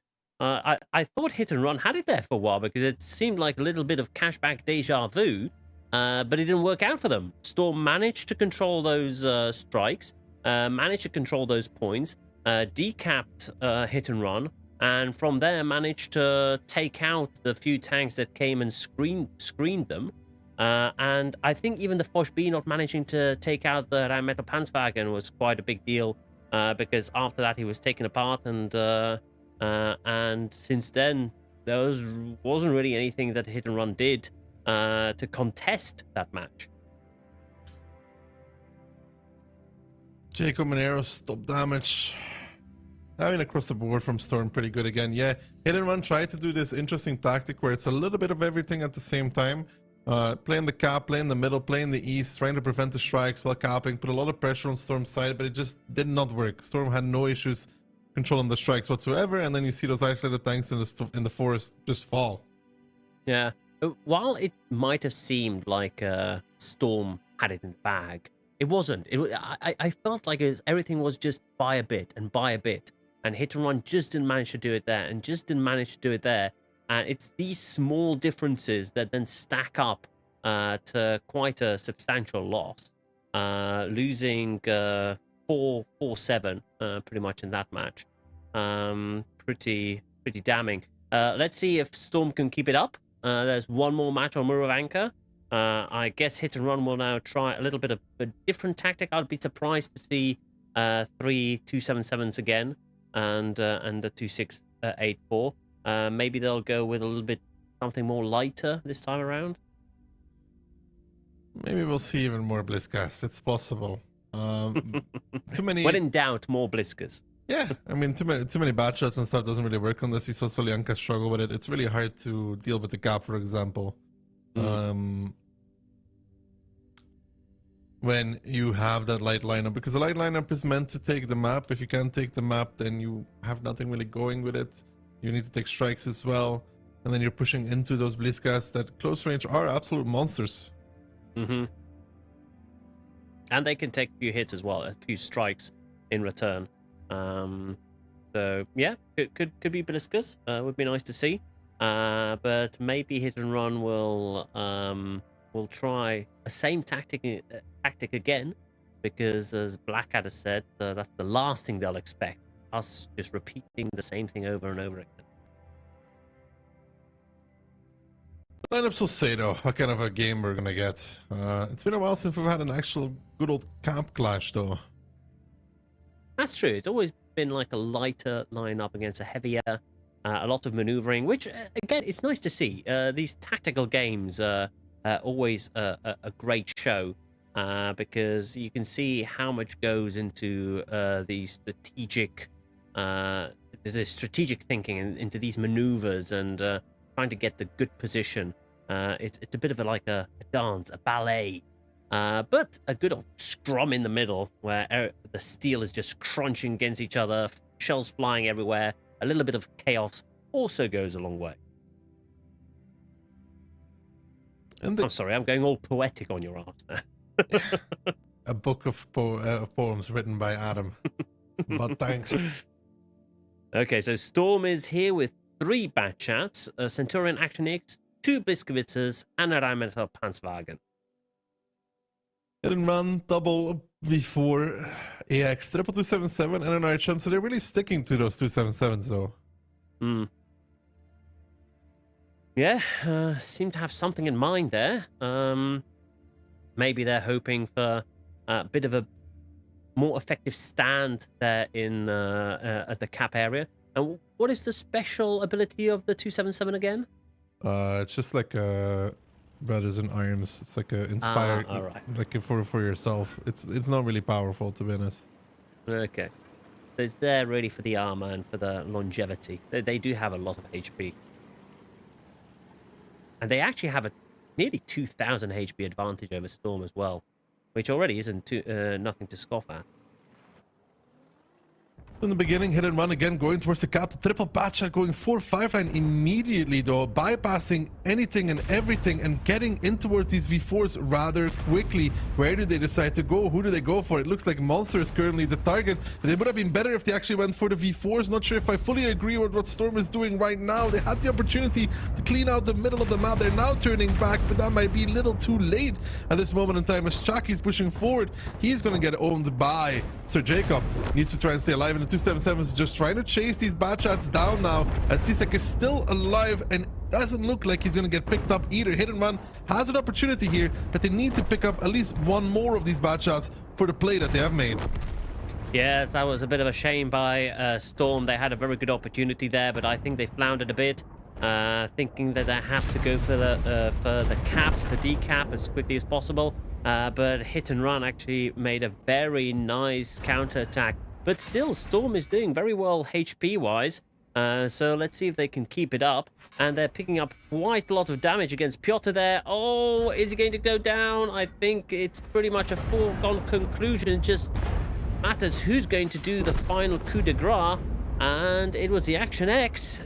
Now we see Sir Jacob taking out Rexar. Yikes, yeah, I think that's it for Hit and Run. Storm owned that pretty nicely. Yeah, Storm had a really interesting play, and I think they even made a slight mistake with the bat shots for not turning into the middle immediately. I think so too. It could have been quicker, but for the yeah. V4s, if they do that, they will run over the V4s and just clean up those 2 tanks immediately and leave the 277s left wondering what even happened in this battle. But they do make it 2-2 after all, so very good from Storm, good recovery. Yeah, definitely. It was a good play. I agree. It was a bit of a mistake there with bat chats, but they managed to recover quickly. They managed to escape because it seemed like a few of those bat chats were in real danger of just being deleted by the objects. But they managed to escape, regroup, and put the damage back into the objects and cleaned up Hit and Run quite nicely. That's an interesting one. Storm picked Westfield, lost twice. Hit and Run picked Muravanka and lost twice. So it seems that they're really picking maps for their opponents. Top damage actually from Katsai, not what you want to see for Hit and Run, but for Storm, I mean, the Blitzcat's coming in strong. Milo as well, and his batch of Lucky and Newsec did absolutely nothing in this battle, but luckily enough, everybody else did. Again, I think if they drive straight towards the V4s, they clean this up so quickly that Hit and Run doesn't even know what happened, but they still managed to bring it across the finish line, and now they're moving into Ensk. Yeah, so Ensk picked by Hit and Run. So are they looking for a big fat heavies, or are they going to go for TDs? No, the meta on Ensk is very TD centered nowadays. Maybe one heavy. So you think we're not going to see any good old mouses? No. I guess now that they've been a bit nerfed with the HB changes, they're not as valuable as they were in the previous iteration. It's more the group heal being changed a few iterations ago that pushed the mouse out of the way for the 60p, and now the TD ability being changed pushed the 60p out of the way for V4s and E4s, etc. So now we won't be seeing too many heavies. But it's going to be definitely an exciting match, and definitely an exciting match for these two teams because they're now neck and neck. And if we are to see the same trend as before, Hit and Run pick this map, so I expect Storm to win it. Yeah, if the trend continues, then that will be true. However, I somehow have a feeling that we may not be on that trend altogether, but we'll have to see how Ents plays out. I'm not sure who I would pick to get ahead. I think I picked 4-2 for Hit and Run, right? So Hit and Run wins the next 2 battles, and my prediction ends up being right after all. Yeah, I'm sure. But Hit and Run right now are on the back foot. The momentum is on the side of Storm. So, yeah, I think Storm has a very good chance to at least do another match, another win, and maybe we'll even get to see a 4th map. And definitely the teams now are giving us very long matches, which is nice to see. Ensk can be played in a longer format, but it can also be very quick. It's honestly their most recent successes we've seen on Ensk is an initial spot and then afterwards a quick counter push. So we don't really see slow battles anymore on Ensk in general. Okay. So let's see what the teams are taking for Ensk. So Storm is going with the Object 705A, the TVPT, Object 2684. We're seeing 2 E3s, an E4 and a WZ113GT. Quite the selection. Hit and Run, Batchat, double Jagdpanzer, triple E4 and a VZTD of their own. So Jagdpanzer, an interesting choice. We don't see that much, but of course it rocks that really large alpha. Oh yeah, I like to see the Jagdpanzer. Nearly as good as Mouse in my books. Yeah, well, they're both German. And both have the accuracy as well on Onslaught, so that's always nice to see for them. Right, so Storm is holding to the east with only one going west. Well, both teams are really holding more to the east, going down the tracks and beside the tracks, both trying to contest the strike in the middle there. Let's see who takes it. So far, Milo seems to be getting tracked, getting held. Minus 2 point something KHP for Milo. He's getting pushed by Panzer Fury and Rexar as well. And so far, Hit and Run have opened tremendously good on this battle. Milo trying to escape, but he's running into a batch of 25T, giving Piotr a little bit of ability charge. That was unfortunate. He's down and out, and now Sir Jacob coming back into the fray is not going to find too much either in his E3. They're trying to get Rexar, they're trying to get Panzer Fury. They will find Panzer Fury a little bit isolated, but Yuzek is in the meantime getting blown up by the guns of Hit and Run, who are just making it 1-for-1 trades across the board. Now, this is what I was looking for. Complete chaos in the middle. A nice, good old brawl. But Storm seems to be taking the worst of it. Especially that first play was very unfortunate. That had no support from his teammates and paid the price. And Ketzai is now making a move in the middle there. The strike still being contested. No one really taking it. And Storm being pushed slowly but surely back. I mean, Storm doesn't really have anything left. They have 4 tanks, little HP. They have to somehow beat the Yak Panzers. They tried to bring the TVP for that quick ability charge, but even he wasn't really able to do much. And it's just mop-up operation for the side of Hit and Run. 2 left standing, Lukin and Lucky, the 2 Ls, because they're also taking an L in this battle, so make that 3. And yeah, Hit and Run gonna put themselves a match point after a disappointing Moravanka display, coming out on Ensk and really finding quick success on that 705A. Yeah, that was very unfortunate from Storm's side. Do you think it was really that push and being pretty much on his own there at the strike? I didn't expect did Milo it to get pushed that quickly by E-Force.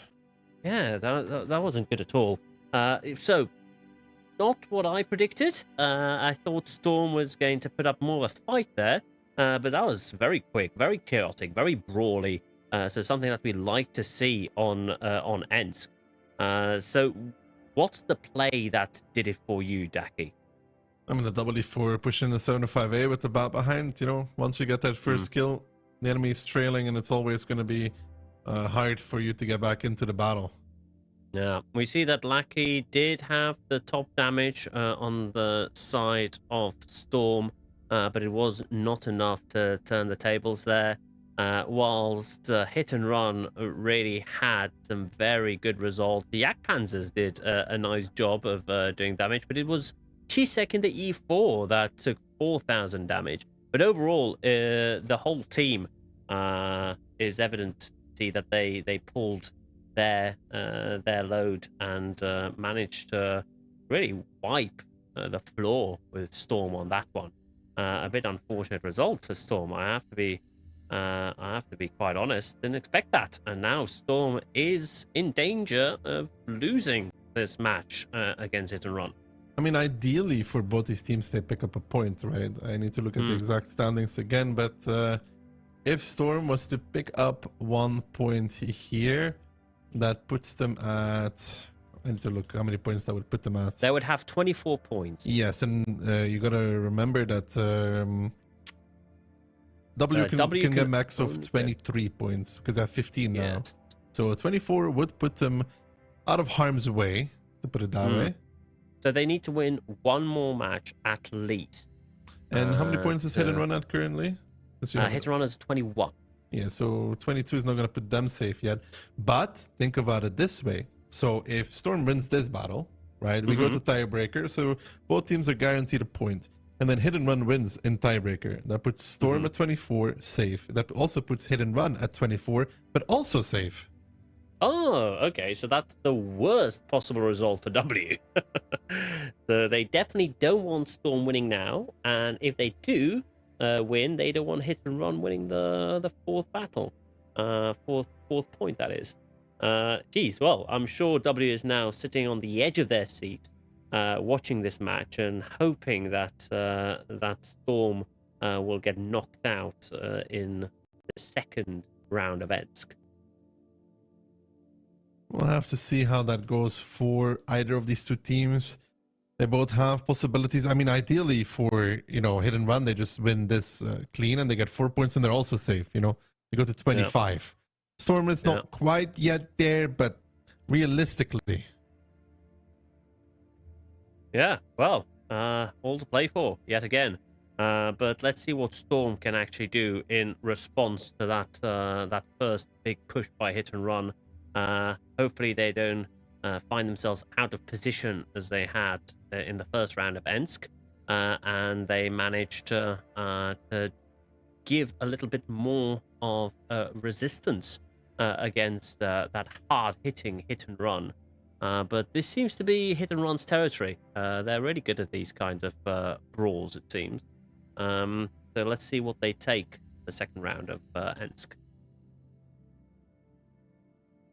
Second round of Ensk coming in between Storm and Hit and Run, and Storm has opted for the 5v4, so 4 to the U and a bad shot.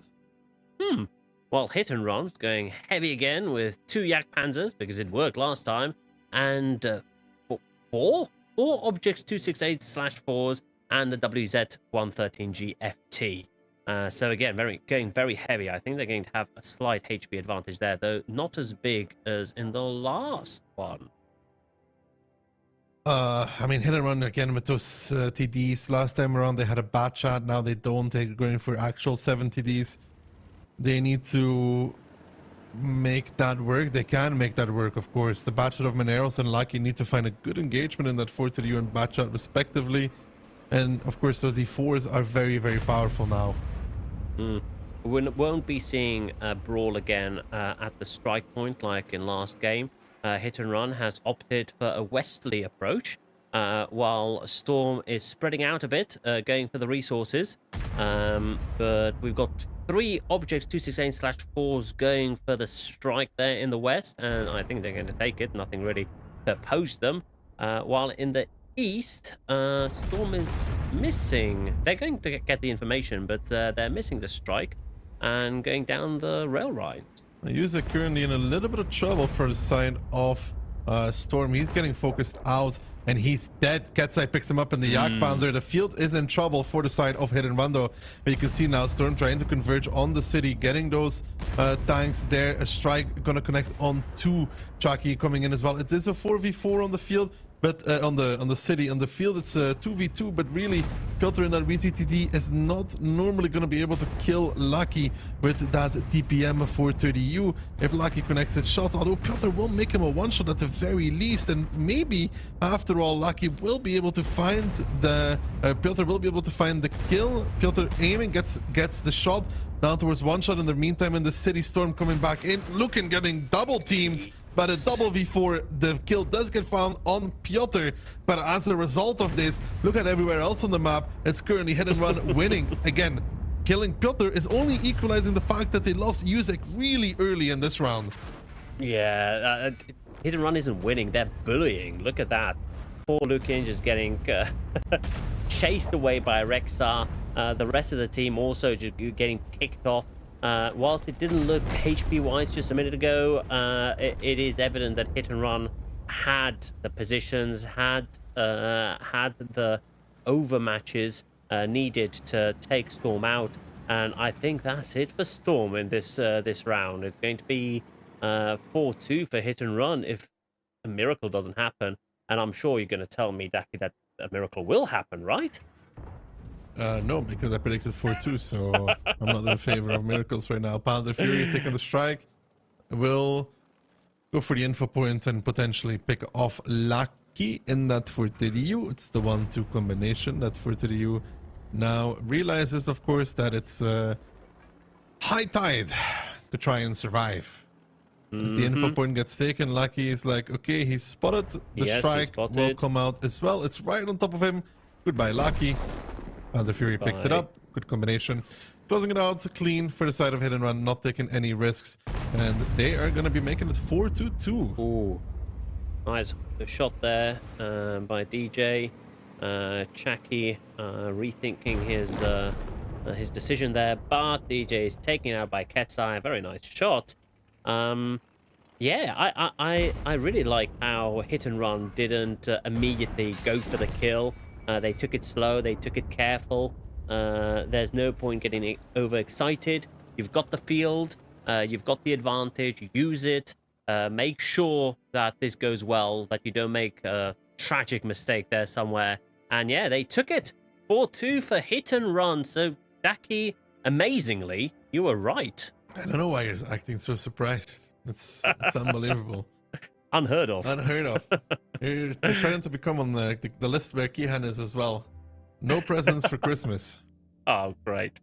No, that was definitely very well played by Hit and Run. I think W is also sighing a sigh of relief that it went this way. And Storm now has to rethink their strategies because really they did have 2 good games, but even those weren't completely convincing. They were close, they were hard fought, and they did manage to win twice against Hit and Run. But Hit and Run, when they won, it was pretty convincing wins. So yeah, good job, Hit and Run. I'm looking forward to what happens next with them. What's the next matchup they actually have? I'm not quite sure right now. I need to look it up. You're asking the hard questions here. Yeah, I know. Let me have a look as well. Onslaught Legends Series. I got it. Mafia. Mafia. So that's going to be an important one for both teams, definitely. But we're actually going to see Mafia today versus W against W, and this isn't is a very a major one. It's a very important one, yes. Because this one could see W out of the series. So this is definitely very important for them, and they really have to show a good showing against Mafia, because Mafia, not an easy opponent, and I'm really not. I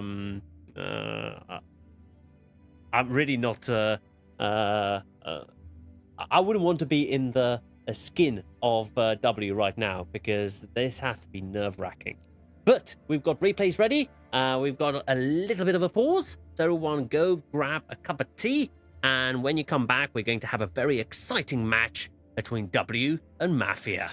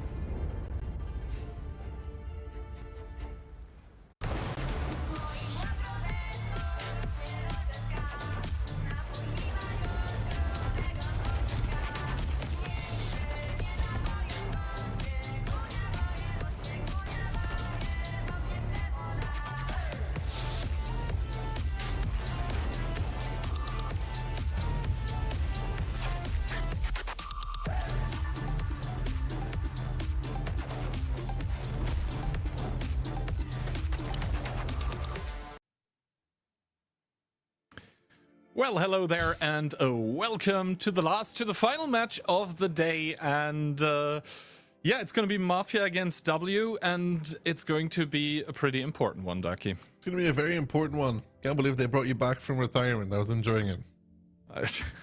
All right, we're going to start off like that. Is it going to be like this for the match? I see. All right. You see not very well anymore. That's why you wear glasses.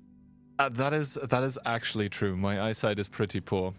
It is enough, however, to see that Mafia is going to be playing W, and as I said, this is going to be pretty important, especially for W here, because if they lose, they're out. Yeah, if they lose, they have no opportunities to get into the top 4. That's why this is the match of the day. Maybe even match of the week. I mean, no, because the finals are on Sunday. Yeah, for Mafia, they need to win this. Winning this is safety. It's all the pressure gone. It's chilling. It's whatever. We're going to the finals. Woohoo, you know? For W, winning this is the second step out of a 3-step program. Step 1 was rather hard for them. They, you know, had to win 4 rounds in a row against Hit and Run, which they actually did. That was crazy. Yeah. Now they're on to Mafia. Mafia, indeed, the next hurdle, and we'll see if it's a bump in the road or if it's going to be a wall that they are going to be hitting. First of all, and the other reason why I have returned for the last match is that we have a tiny little announcement to make, basically for the teams that are knocked out or that cannot participate in the finals, also for the teams in the finals, basically for everyone. Well, first of all, here, obviously, we do have the OLS Season number 2 relegations. Those are going to be on October 15th, but also after that, well, first of all, we are going to have the Clan Showdown coming on November 2nd and 3rd. And after that, obviously, the WCI. But heading in towards December, I cannot say too much yet. Yeah, here you have it, Clan Showdown announcement for 2nd and 3rd of November. That is going to be for EU, NA, and APAC. I believe that's the first APAC event in quite a while, discounting, obviously, the WCI qualifications. But yeah, later in November, then WCI. And after that, what I finally wanted to say, that is the actual piece of new information. In December, we are going to have another Onslaught tournament coming. And yeah, as I said, not too much information that I can reveal yet, but especially the teams that cannot participate anymore in the Onslaught Legends Series Finals, they must be looking forward to that one, actually. Now, however, on towards the match at hand, Ducky. Mafia against W, 53% community predictions for Mafia. What's your take? I would put it even more towards the favor of Mafia. They've been the better team throughout the series. So far, like throughout the entire season. So 53% seems a little bit too little for them. They have 5 more points than W, you know? Mm-hmm. And that's obviously kind of big. It is more than 4.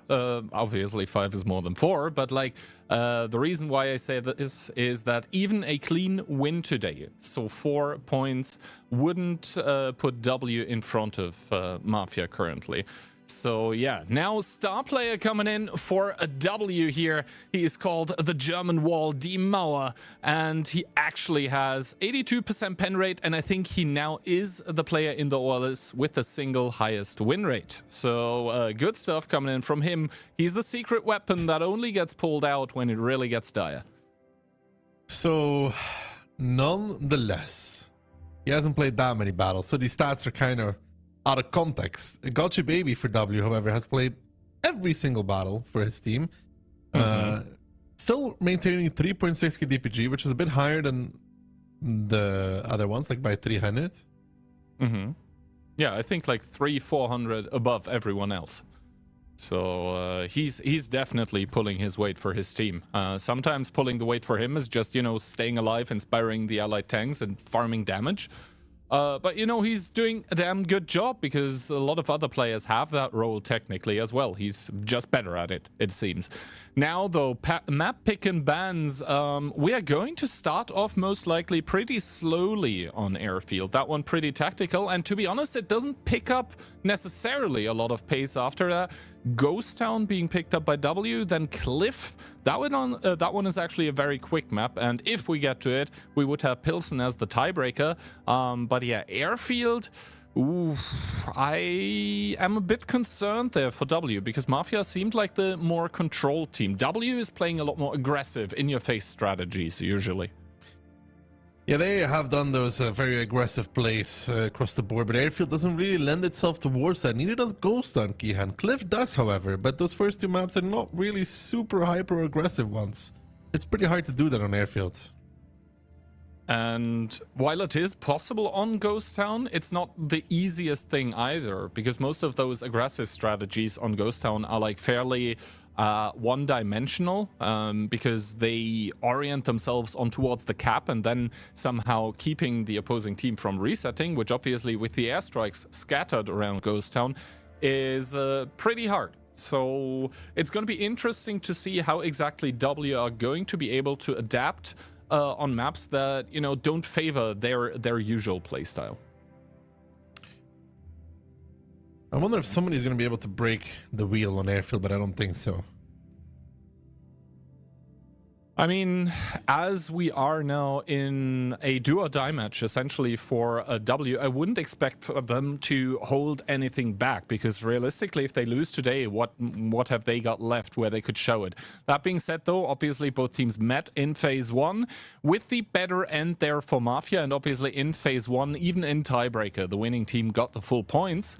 So W, they need to kind of, you know, do better than they have, not only today, but also, you know, throughout the past of the whole of the OLS, basically. Because as of right now, the performance wasn't enough. That's why they're 5th. And arguably, Kian, you could say that so far, across the season, Mafia deserves to qualify, right? This could still change in the last 2 matches. Yeah. Yeah. That could definitely change. Let's see if W does make the first step, or the second one rather, after, you know, after last Sunday.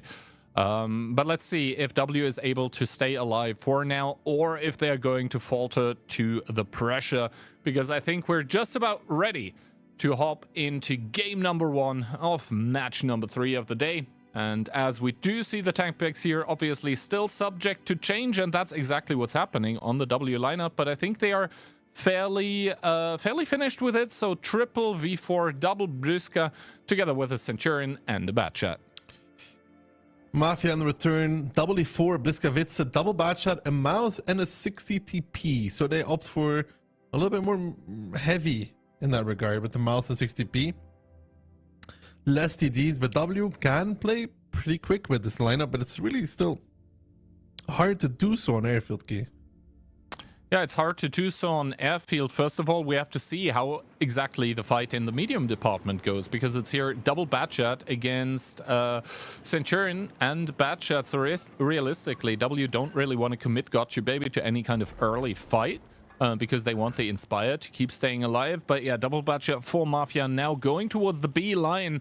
And they're going to be having to play only against a singular Batchat there. Only Miku in his own respective autoloader.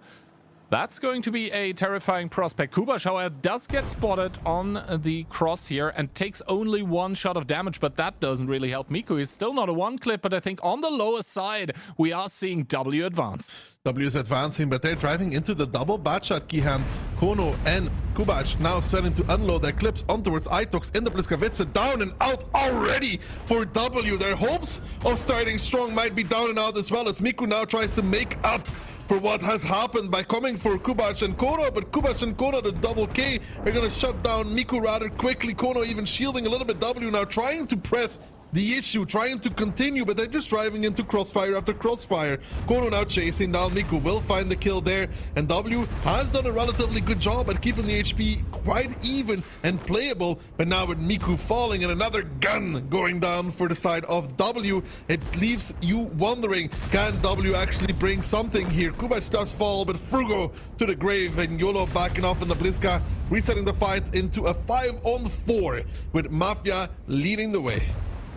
Yeah, indeed, this all-in push by W, not really doing them any favors. Marcel in that mouse carrying a lot of the HP, realistically, of Mafia, but Kono is able to stay alive on that one shot. He's still alive and kicking, as well as dangerous. You can see the shots coming in towards Solo here as well. Bark is now down towards one shot, but, well, the problem of Olo right now is that he's in a V4. The tank doesn't have a turret. Finally, he gets the pickup, but at the cost of maybe his life. But W now, with the gun advantage, make it even again. Maybe they can turn it around somehow.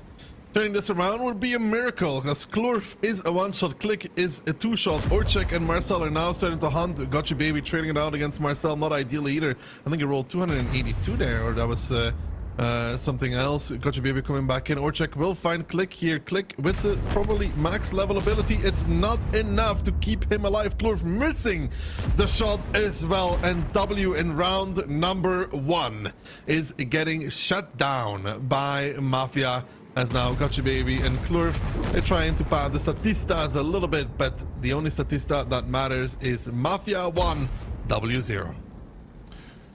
Exactly, and we were speaking about it before the match. How exactly is W able to adapt to maps on which slow, controlled, and tactical gameplay is necessary? Turns out, at least in round number 1 here on Airfield, well, not really too well, to be honest. It was a straightforward push that didn't have enough support even from the Batchat, because realistically their own Batchat, you know, didn't provide too much for the push.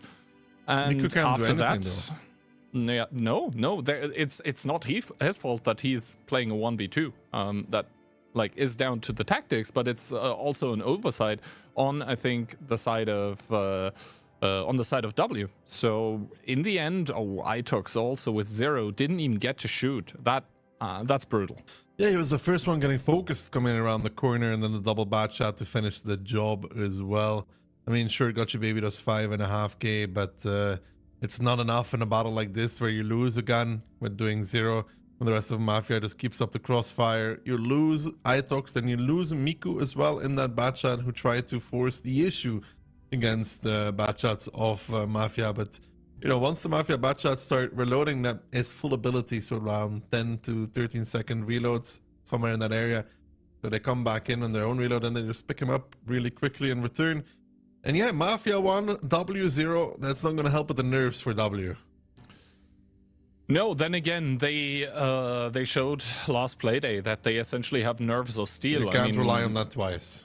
No, definitely not. They were down 0-3 to remind everyone, and then all of a sudden, you know, I don't know what happened. Maybe, as I said then, they switched on the monitors and started playing, because then 4 rounds in a row against hit and run, no less. That was crazy, but obviously you cannot guarantee full-on remontadas every single day. Going down 0-3 shouldn't be a match plan.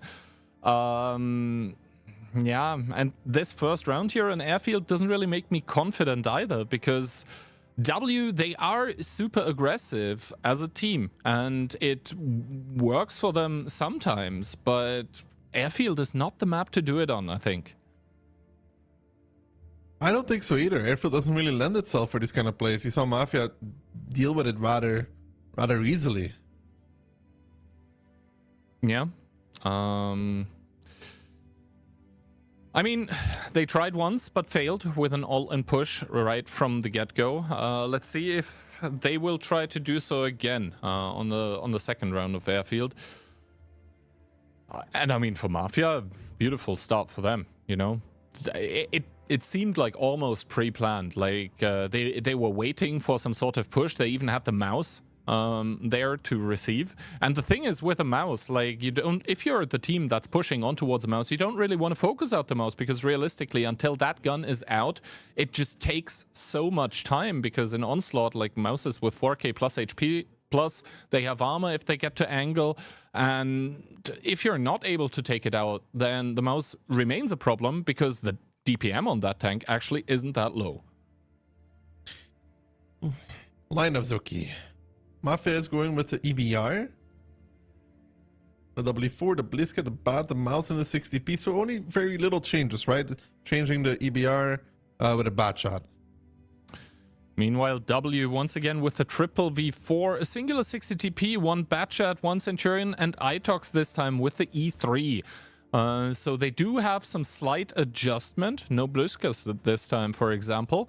But maybe the game plan remains the same. Like, the lineup doesn't look this much different. I think the biggest change actually is what you mentioned, the EBR getting switched in for a bat chat. And we have seen EBRs finding great success in this B5-6 position. And that's exactly where Kubash is headed. Kubash is heading towards the B line. A lot of things from W currently heading towards the middle, though. Let's see. Kubash does get to the point of information on spot. It even gives a shot of damage on towards the Centurion Action X, so it's a perfect start for him. He's also going to charge up his ability. Not sure that really does matter too much, at least in the EBR. But now W's game plan here, it becomes apparent they're sending Frugo and Itox through the middle in towards the cap. So they're going to put pressure. And to be honest, right now, there isn't really anyone close by Mafia that could block the cap. So Reset would need to come in with a strike. They are taking that strike, though.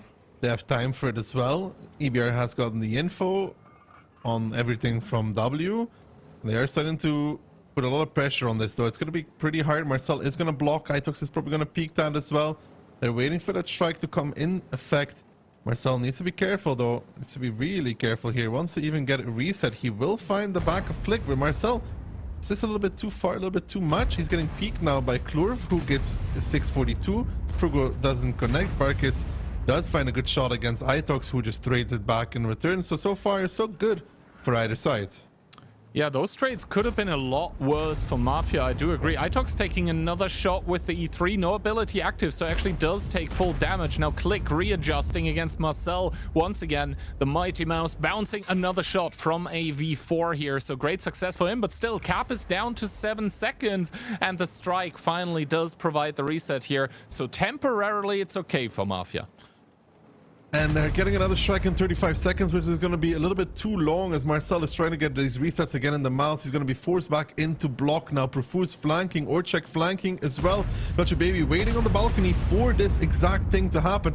The info will be taken again by the side of Mafia, but you got to remember that EBR carrying a lot of HP here. Profus forced back, 18 seconds on the cap now. The Bliska Vitsa of YOLO does find the first kill on Itox.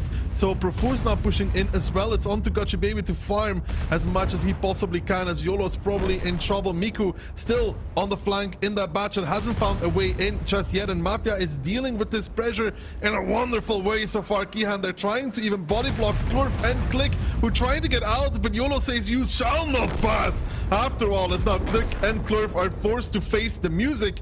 Click trying to get past, but again, Mafia in round number 2, well and truly ahead again.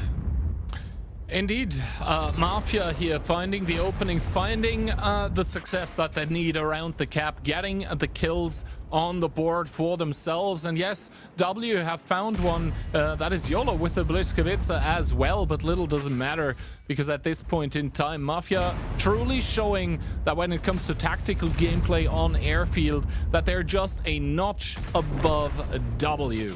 So I think for W it was possibly even like it's difficult to diagnose. Maybe they have some other permaban, but with their playstyle, not banning airfield straight is yeah, a mistake, as we just saw.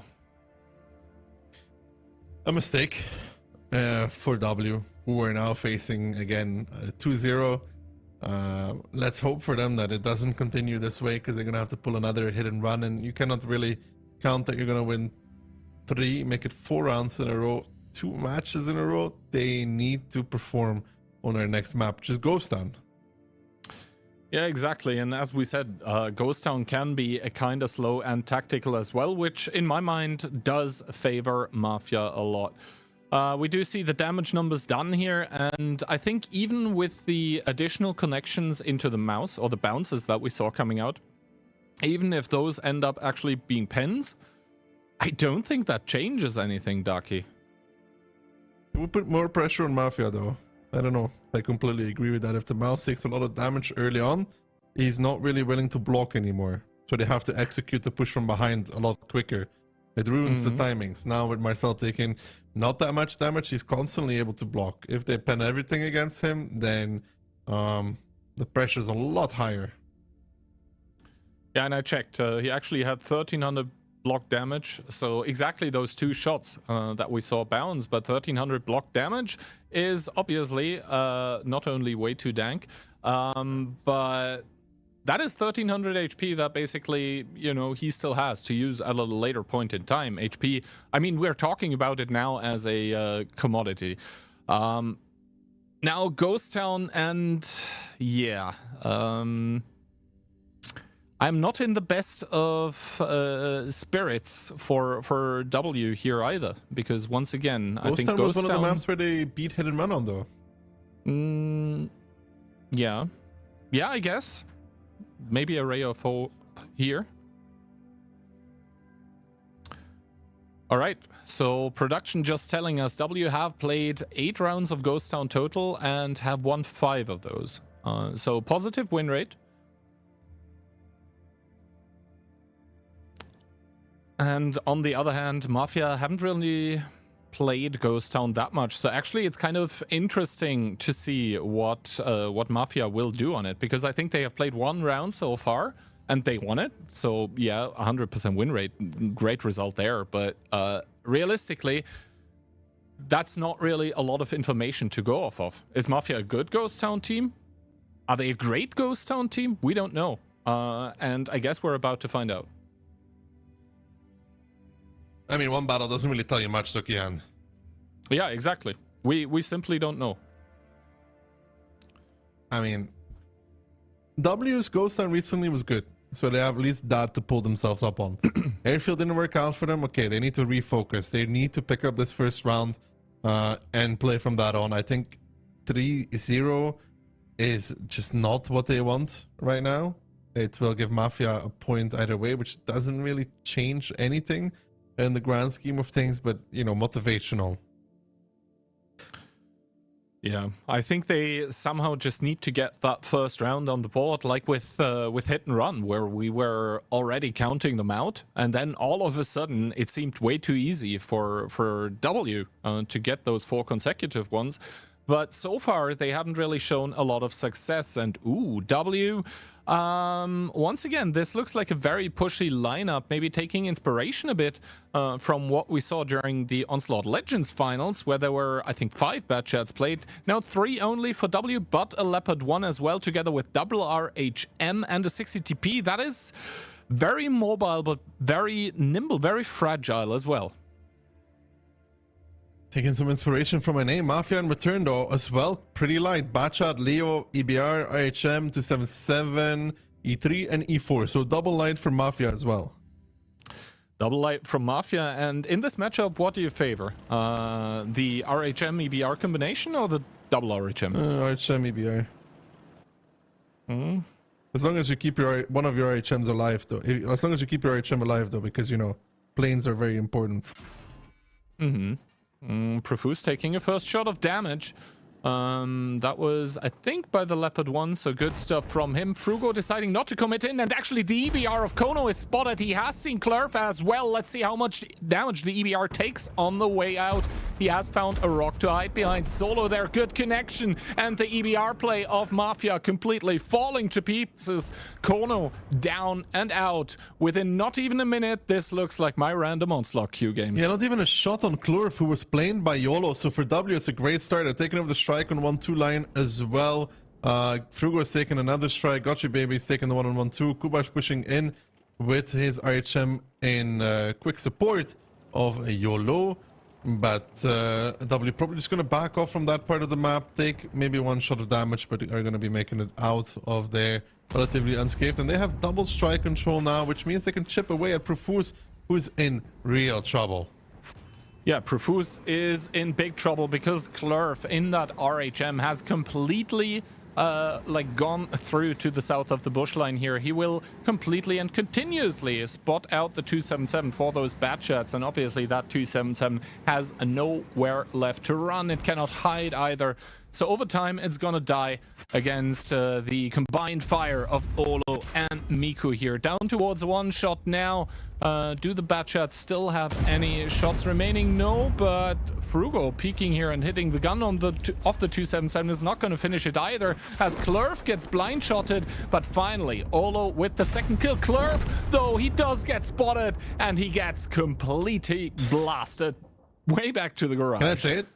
Skill issue. Literal skill issue from Clerf. He knew YOLO, he knew he spotted YOLO. YOLO is not an idiot. He also knows that there's only limited positions he can be spotted from.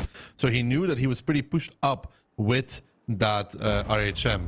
So W very lucky right now that they already got 2 kills, because that could have been a very large throw. Yeah, indeed. Kubash now, though, getting found here by Click, and he does go down towards a 2-shot already. I believe Itox with that Leopard 1 was also helping out. So down goes another tank for Mafia at this point in time. 6 versus 4 situation. W will have to really have trained arms to throw this one away, because it would have to be a gigantic throw. I don't think that's possible that they throw this one away anymore. They have triple strike control in this battle. They have every position. They have the cap open as well. They have the strike on 1-2 open again as well.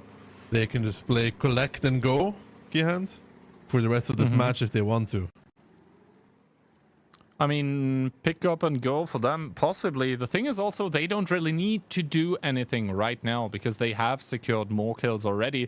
So it's up to Mafia to now somehow make a comeback. But pushing with a Leopard against, you know, Batchat RHM combination is obviously not where you want to be. Marcel here taking strikes, taking fire, down towards 427 HP. So possible HE 1-shot for the RHM even, as he does try to retaliate with his own strike. But little is it going to matter. He's going to go down, and YOLO on the other side of the map with that RHM seems to also be in trouble. Barkis getting caught on the rotation. Double bad shot once again. Pew, pew, pew. And down he goes. Minus Barkis leaves Orchek and YOLO as the last 2. Big shot there from Orchek, 1124 with the E4 big alpha. But yeah, W starts this round off amazingly. They find that EBR, they hit the EBR, they get the connections. Good spot there from, I think, Klurf outspots the EBR and runs away just in time. So good preparation there from W. Good preparation from W. Good shots on that EBR as well. And now Ozek is going to bite the dust here as the nukes start coming in, those strikes to secure those kills. And I think YOLO at this point, realistically, he's just trying to waste time. Very fair play, obviously, for him. But it's not going to be long until he's going to get spotted because, well, Got You Baby is taking the information tower here. And in comes the reset shot from YOLO, so... yeah, good round by W, and exactly what they needed. Yeah, they need more of those. So round 1 of Ghost Town works for them. They needed 3 more times. I mean, signs of life, really, because Mafia on Airfield wasn't realistically giving any openings to W. W tried and failed to make anything happen there, and... well, this all in play realistically with the EBR on towards the passively scouting RHM didn't work out completely, and after that it was just, you know, domino stones toppling over one after another. So yeah, W demonstrating that if you give them too much of a lead, they won't let it slip. Yeah, I still don't like what Klurf did there. No. I mean, maybe he was counting on somehow, you know, the enemy RHM not having a plane available. But usually on Ghost Town, the RHMs will try and like hold on to planes for example, for exactly this kind of situation. So, yeah. It's a high time for Klurf to back off in that scenario. Mm-hmm. Yeah. I mean, as soon as you do like that super deep spot and you spot out enemy tanks this deeply, then, you know, even if he doesn't spot the RHM, then it's still very dangerous to go into that spot where a plane is going to spot you, because obviously, like, the Mafia guys are not mute. They're going to be communicating with each other, and the tanks that are deep are going to be saying like, yo, I'm spotted, this RHM. Yeah, I mean, YOLO was spotted himself with the RHM, committed. so it kind of doesn't leave many positions where you could be spotted from anymore, you know? Yeah. It doesn't end up costing W Because they were already so far ahead. Yeah, because they were 2 tanks up, and they were getting a third one with the free pick of the Batchat on the other side, so it didn't matter, but I do agree it was a reckless play, and at the very least it cost the life of Klurf. Lucky that it didn't cost more. Can they pick up round 2 of Ghost Town, Kian? That's a good question. I mean, they would certainly like to. They would like to equalize the scoreline to be an even footing for the rest of the match, or rather, you know, after 2 maps. Will Mafia allow it? Is the question, because they quite obviously so have a say in the matter as well, and they would like this next round more than anything too, because it would be putting themselves on towards a match point.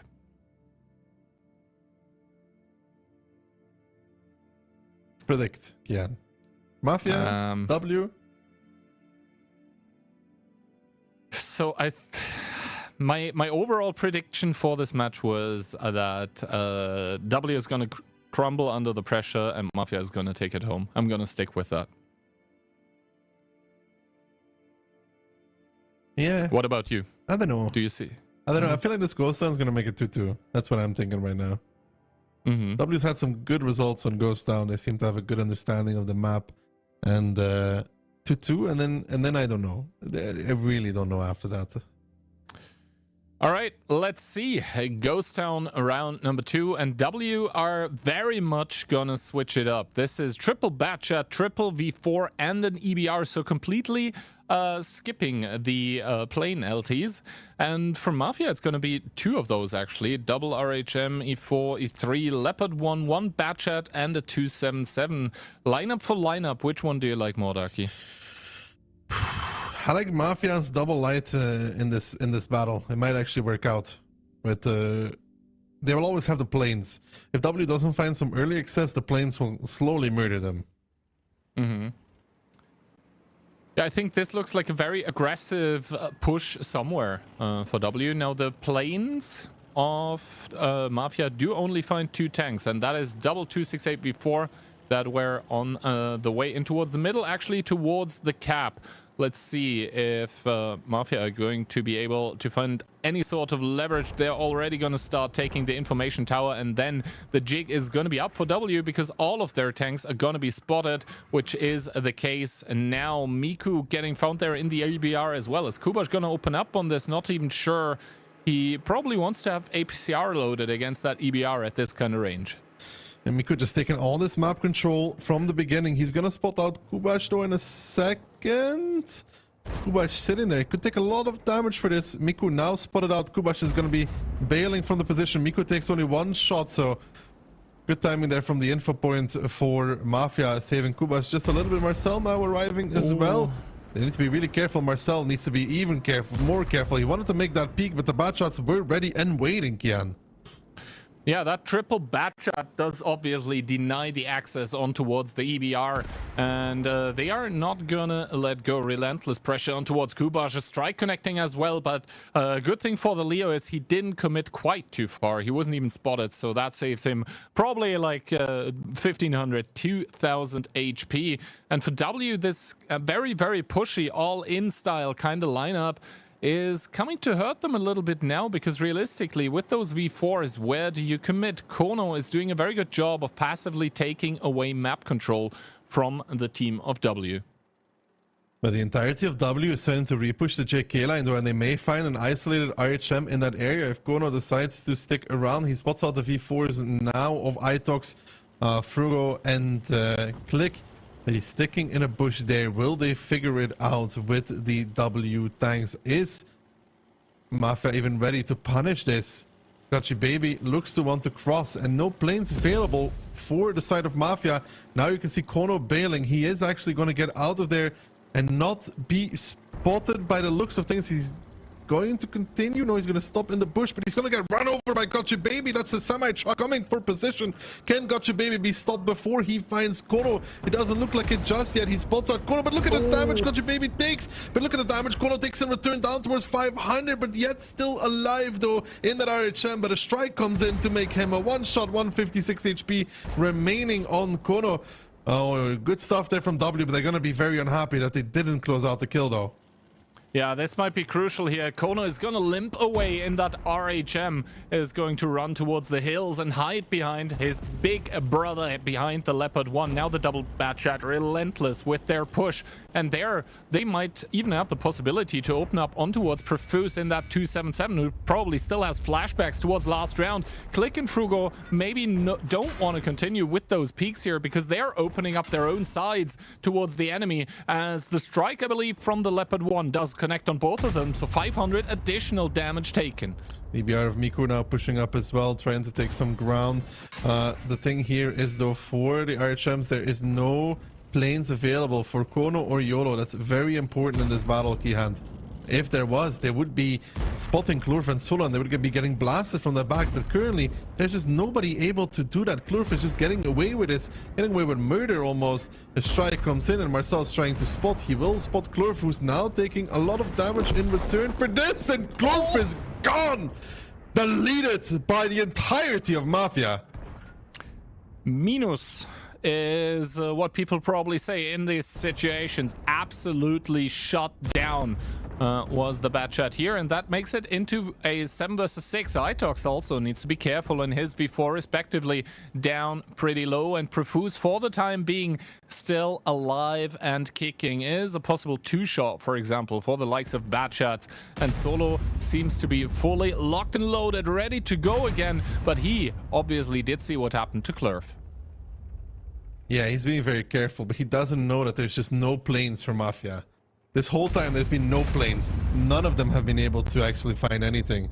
Frugo is going to get reset by the strike from Marcel. That gives Profuse not the opportunity to take it, as Solo finds the kill. Really well done there from Solo. Impressive. Good job. They needed that. They equalized the kill department. They're still 2,000 down in HP though. Still 2,000 down in HP, but they have a little pocket of Mafia tanks that cannot really leave anymore. There we do see the Frugo to pick it up. Kono trying to leave, but he was too late. He didn't realize that the EBR had already crept up in the bush line. And this now means that Mafia are going to play from behind a little bit in the gun department. 6 versus 5, but obviously they do now take the double strike and they have more HP to play with, because a lot of the V4s, which are the tanks supposed to take the damage, have done so and hugely, you know, invested their HP. They have still some on Olo, on Miku, but that's kind of it. W now moving in with the remainder of their tanks. They want to surround Orchek in the E4. Can they do so? Solo going for Marcel. In the meantime, W may have found a position to play from. Marcel now getting focused out by the Solo Bachat. He will find a kill, but Gotcha Baby getting pushed by YOLO in return, though. YOLO comes in with the Ram as well and makes him just about a one-shot. I think 324. Does he pick it up on the shot? YOLO, he doesn't actually. 8 HP remaining on Baby. He does make his full clips, and YOLO a one-shot for this play. Baby falling, but somehow, after all this shenanigans that has happened, Mafia is still in trouble. They were up, they were so far ahead, but now when the dust is settling, you can see W, 1 tank advantage, HP advantage as well, and how this battle has turned around, Kihan, it remains a mystery. Mafia right now have one big problem, and that one is called Miku. That EBR is going to be possibly the difference maker here in between both of those teams, as Itox gets found. However, so parity in guns gets reached, and now even Mafia overtaking W. They do find another very good kill. Frugo in that before also needs to be careful. Kubash arriving, a good first one, a second one to finish him off. It is a 2 versus 4, make that 2 versus 3 situation. Both of those teams right now like boxers in the ring, completely down with the guard. Full on swings by both of them. Barkis does give a shot towards Solo, though. Solo comes in and flanks Barkis. He needs 3 shots to kill him, but Miku comes in with a shot as well. It's a 2v2 now.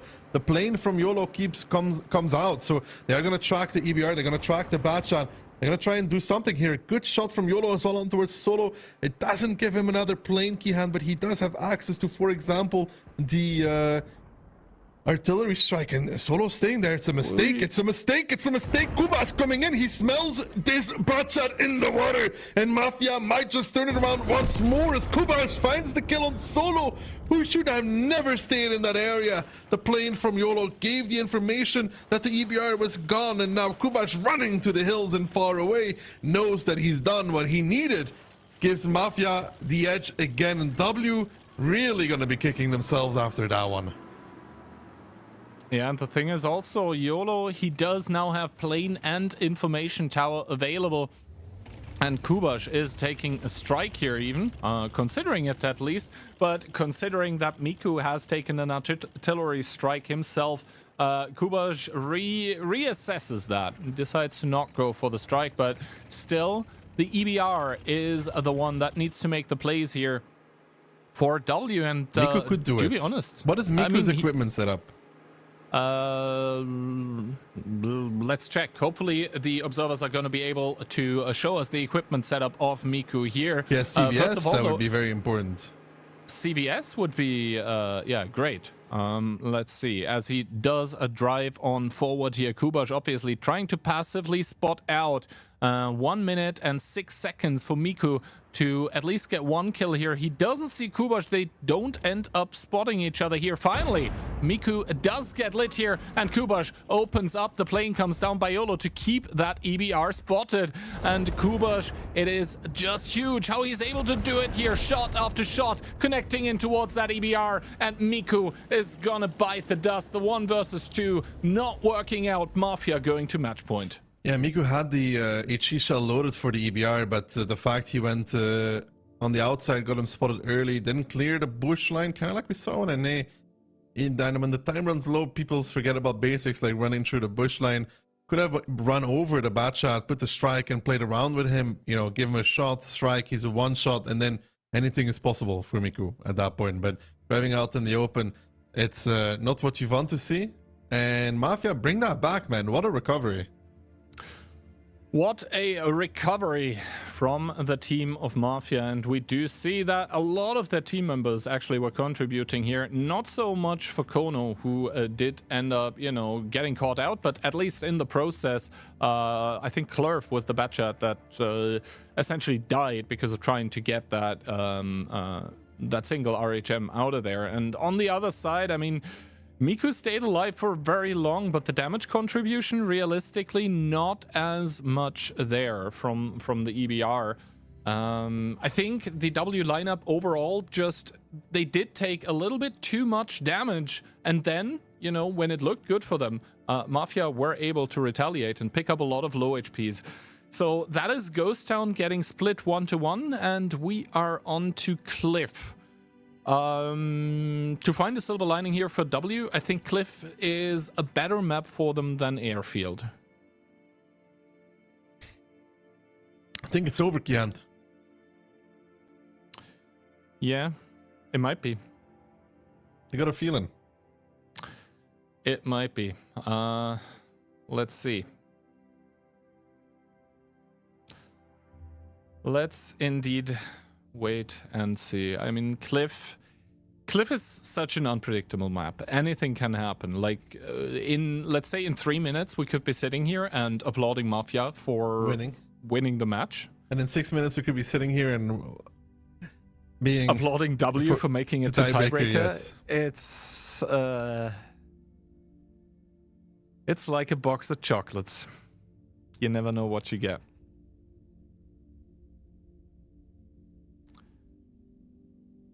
Well. But somehow, like, my caster senses are tingling, and they're telling me that, you know, this is kind of the end of the road for W. Somehow, I also have that feeling. The road is long and full of terrors. Mm-hmm. They really need Frua to turn into the Night King here. Not but like the actual Night King, though, you know? Not the one that falls against Arya Stark. Spoiler. Oh man, that was... I was there like, really? Spoiler. Really? Yeah, at least... what's his name again? Reek. I don't remember his real name. I forgot for a second. Went in valiantly for the brave 3-second charge, you know? Let's see. Let's see if the same thing as in that series happens, and the character that some really like gets a lot of plot armor in the end. Let's see if W are able to pull through. Olo with kind of a curious pick right now. Stage 2, it can work on Cliff. Don't get me wrong, but I'm not the biggest fan. It is kind of a niche pick. It would be, I think, the first time we do see the stage 2 in OLS. First of all, the double Briska as well, double Batcha 25T, 1277, and the RHM. I think they're actually going to stick it with the 4005. Looks to be that way. Mafia, RHM, TVP, double CS, and a BZ Kihan. Question is, does the heavy get playing in the beginning? It doesn't look like it. That's very important. A lot of tanks from Mafia going towards 1-2 line. They have everything to play for. They want to make it into the top 4, make it into those finals. YOLO gets spotted out. Solo doesn't opt for the shot. Kono now coming up. Can Solo connect? Solo connects on YOLO! Minus the RHM. That's why the pocket of V does what it does. It deletes the RHM of YOLO, and now Mafia, they will know that there's an FV, but they still have the CS63 on the hill, though. They still have the CS on the hill, and that one obviously does win out against the RHM. Clerf there taking a shot of damage. Full information, though, for W, because he was able to take the point of information before that. Miku already on the long flank, but somehow they need to get that stage 2 now to come in towards the fight. Frugo in the 277 in the meanwhile, trying to take the hill, taking a little bit of damage in return, as well as the full spot, actually not full spot, comes out for Mafia here, still trying to gain the information, but obviously they're playing down a gun. But as long as the stage 2 cannot really like contribute, Frugo's going now. There's nobody peeking right now. Frugo's taking the hill. Gotcha baby and Miku have taken the outside control. Itox shielding off that push onto the hill, and Kono He must know something is happening. Frugo arriving, and that is going to be dead for Kono. It's going to be a 5-on-7 for Mafia. Kono now trying to run, takes one from Miku immediately. Frugo knows that he needs to pick up the skill together with Klurf without taking too much damage. There's a strike available for the side of Mafia, so gotta be careful if you're Klurf and Frugo. Don't want to give them too much, but Kono is gone. The strike will get put, but here comes the Mafia. Desperate repush across the F line. The FV is flanking from behind, so they better get out of harm's way rather quickly, as Got Baby and Miku are converging on towards the BZ. The rest of the Mafia team has picked Itox as a target, but they're kind of in no man's land. They're kind of trying to drive anywhere, everywhere to make something happen, but nothing is gonna be possible for them in round number 1 of Cliff, where W with the pocket pick, the brave pick even, Kihan, the FV. The first time we see it, but it works wonders for the side of W as it deletes one tank and deletes Mafia's hopes of winning 4-1. Indeed, and if you're W, you must have a pretty broad smile here, despite the situation obviously still being far from good. They are still up against match point, but the FV 4005, first time picked in OLS, it now sits at a whopping 100% win rate. You might not like it, but this is what peak performance looks like. I mean, I did say season of the FV. I've said these words, I've spoken them. Profuse gets one more kill. Itox mounts a Profuse to close it out, and W will extend their lifeline in the Onslaught Legends series by at least one more battle. Man, you have to love it. Stage 2 being picked and working out. Seems like W has been watching the map guides. They need 2 more. Because realistically, nothing has changed. Yes, they've gotten around on the board quite obviously, but they are still just 1 round away from the abyss that they probably fear. And that would be not making it in towards the finals on Sunday. And the nerves are on Mafia as well, though. You know, 1 more round. Uno más. Uno más. The double Bluska here for W obviously getting a lot of damage because they were getting pushed upon by the entirety of the team of Mafia, and that is, of course, where the Bluska just shines. In the end, good round by W, but it's like the same story every time they have a good round. It's like, yeah, well done. You guys really do know how to play, but you need to prove that more often.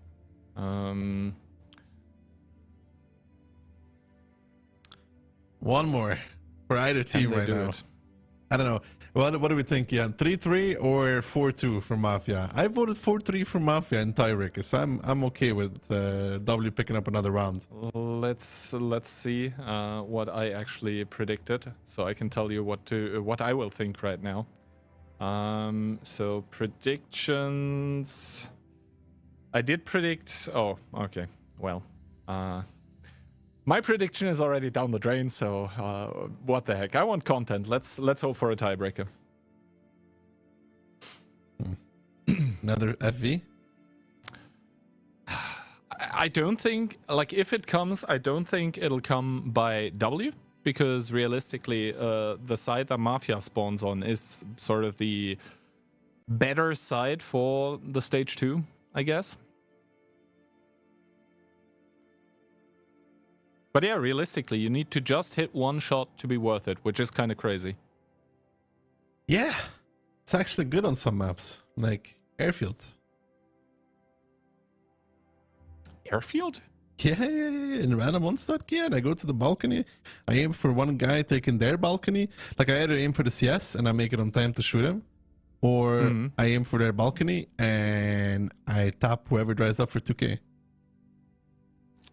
FV 4005 tips with Ducky. There you go. You would know if you ever tuned into the stream, but you know, you're too busy nowadays. Too much of a businessman.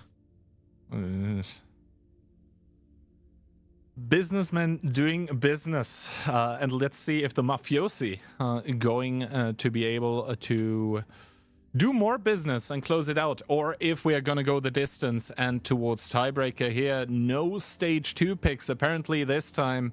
For W, it's going to be a singular BZ, triple Batchat, double Bruskavica, and an EBR. Mafia 50B, triple BZ, CS63 times 2, and an IHM. What lineup do you favor? I think it depends on the engagement. So obviously the Batchats, if they can snowball, they're great. But I think Mafia has kind of the easier execute angles, because I think the BZ75s and the CSs together with the 50B, they all synergize very well. 7 tanks middle for W. 3 Давай. for Mafia. Quad tank going 1-2, with 3 actually taken, 50B aiming. Miku should be able to take the hill relatively unscathed though, Kian. Let's see how much damage Gotcha Baby is going to be able to do. First of all, the EBR with a track shot in towards YOLO, who does pay a huge amount of damage here. Gotcha Baby from the lower side, another shot going in towards Kono, and Solo on the other side in that Batchat, taking a single shot so far by that 50B. But to be honest, Batchat EBR combination against double CS RHM on the hill, that's not looking too good for W, who finally have all the tanks in the middle of the map. Good shot there by Barkis on towards the hill as well. And that Batchat looking very hurt at this point in time. Are Mafia already re-pushing the middle? I don't think so. Rugo's taking the hill. He might hit a timing here where Kubash wants to do something, won't find something. They shoot towards Gotcha Baby. I think they don't connect, and Frugo has arrived on top of the hill now. Mafia starting to take the strike on 1-2 just yet, and Frugo should be able to put some pressure here. Klur from behind finds YOLO actually. First kill going the way of W, and now they're starting to feel a little bit more confident in this one. Miku starting to play the game as well, starting to trade. Frugo coming up. Solo needs to get involved in this battle as well. They need him, and now the push across from Mafia, trying to reset the base in towards the Bliskavitsas. It's just like round number 1 on Cliff. Mafia trying to cross the distance. They will be able to do it. Miku fouls, Solo fouls as well. That's the hill, Kihan. Very important aspect. Frugo may be able to do something there, but he's gonna need Gotcha Baby to come and help him. That strike on the hill was bang on the money, removing 2 guns from the game for Mafia. Now the repush, however, coming in as Kono on the hill does fall as well. Itox, is he going to get another shot in his Bliska? Trying to turn towards Barkis, is reloaded now, but Marcel to shut it down. And now W with 4 tanks remaining, 4 tanks to play for the finals on Sunday. Are they going to be able to do it? A good kill coming through. It's 4 versus 4. Klurf picking up the 50B in 1-2 has a full reload available, and Mafia with only 3 tanks left standing. They're trying to climb back on the hill. Click wants to give a shot here. Can he find it? He does find one on Marcel. Gotcha Baby on the flank already with the Batcha 25D fully reloaded, clipping out Marcel. Click going for Barkis, who misses the shot as well. Klurf picks up 1, Baby picks up the 2nd, and Profuse the last one standing for Mafia. It's gonna be tiebreaker after all. What a better story between these two. W just not wanting to give up just yet. They hold on for another round. They hold on to another round, and they say to the God of Death, not today.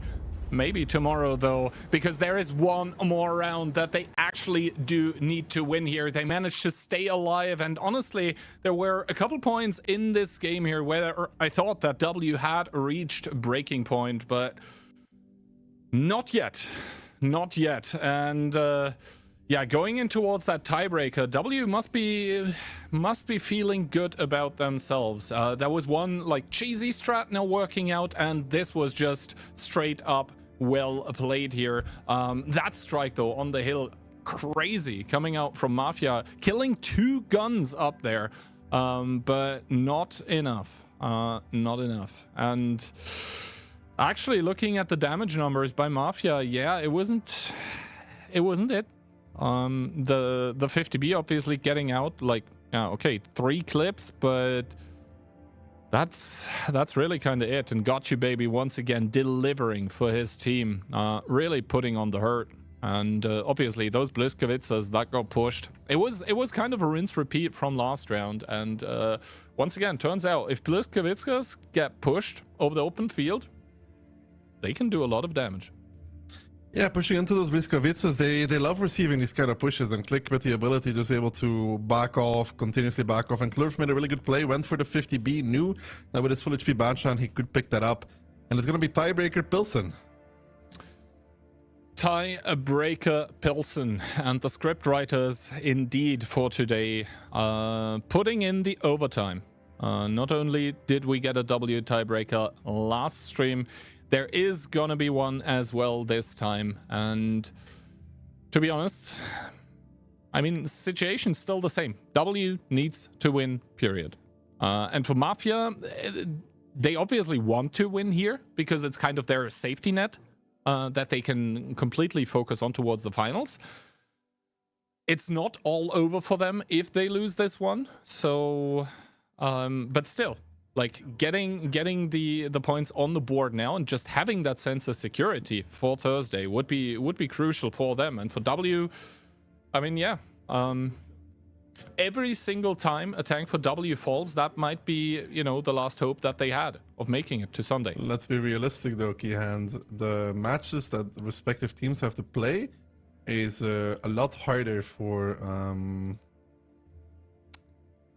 Mafia than it is for W in the very, very last play day. If I recall well, they are playing against Solyanka, right? Mm-hmm. And Mafia is playing against Hit and Run. So, yeah, you know, there's a slight difference in difficulty level between those. Now, first of all, I mean, tiebreaker is Pilsen, I believe. So, which side? Sorry, Stutzi, no? Am I being dumb? Pilsen. Yeah, I am. It's Pilsen. Are you okay, Keyhand? You've only had to cast one match today and you're struggling. Yeah. Long day. Anyway, W was able to pick, and they did pick South. Well, maybe did they put in Jakefa for the last battle? Let's see. I don't think so.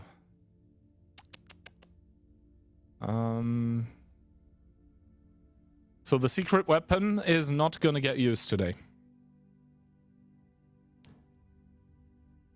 For those wondering what we are talking about, in the previous stream, where W also ended up going to tiebreaker, in the tiebreaker they actually subbed in a player, and that one ended up getting first blood, and obviously W won the round and thus the match in the end. That's not how they're playing today. It's a different map, obviously, so maybe they didn't train with him playing on this map. We'll have to wait and see how it all turns out here. And Mafia, we are talking a lot about W, because for them, realistically, there is more on the line, but Mafia, they want to get that sense of security. They don't want to get overtaken either by the team of W. I mean, they can get overtaken, but they can feel their hot breath in their necks. W, 277, double bat, triple V4, and an RHM. And for Mafia, we do have a singular 60 TP, one BZ75, double bat, one V4, one E3, and an RHM. Make that double bat, double V4.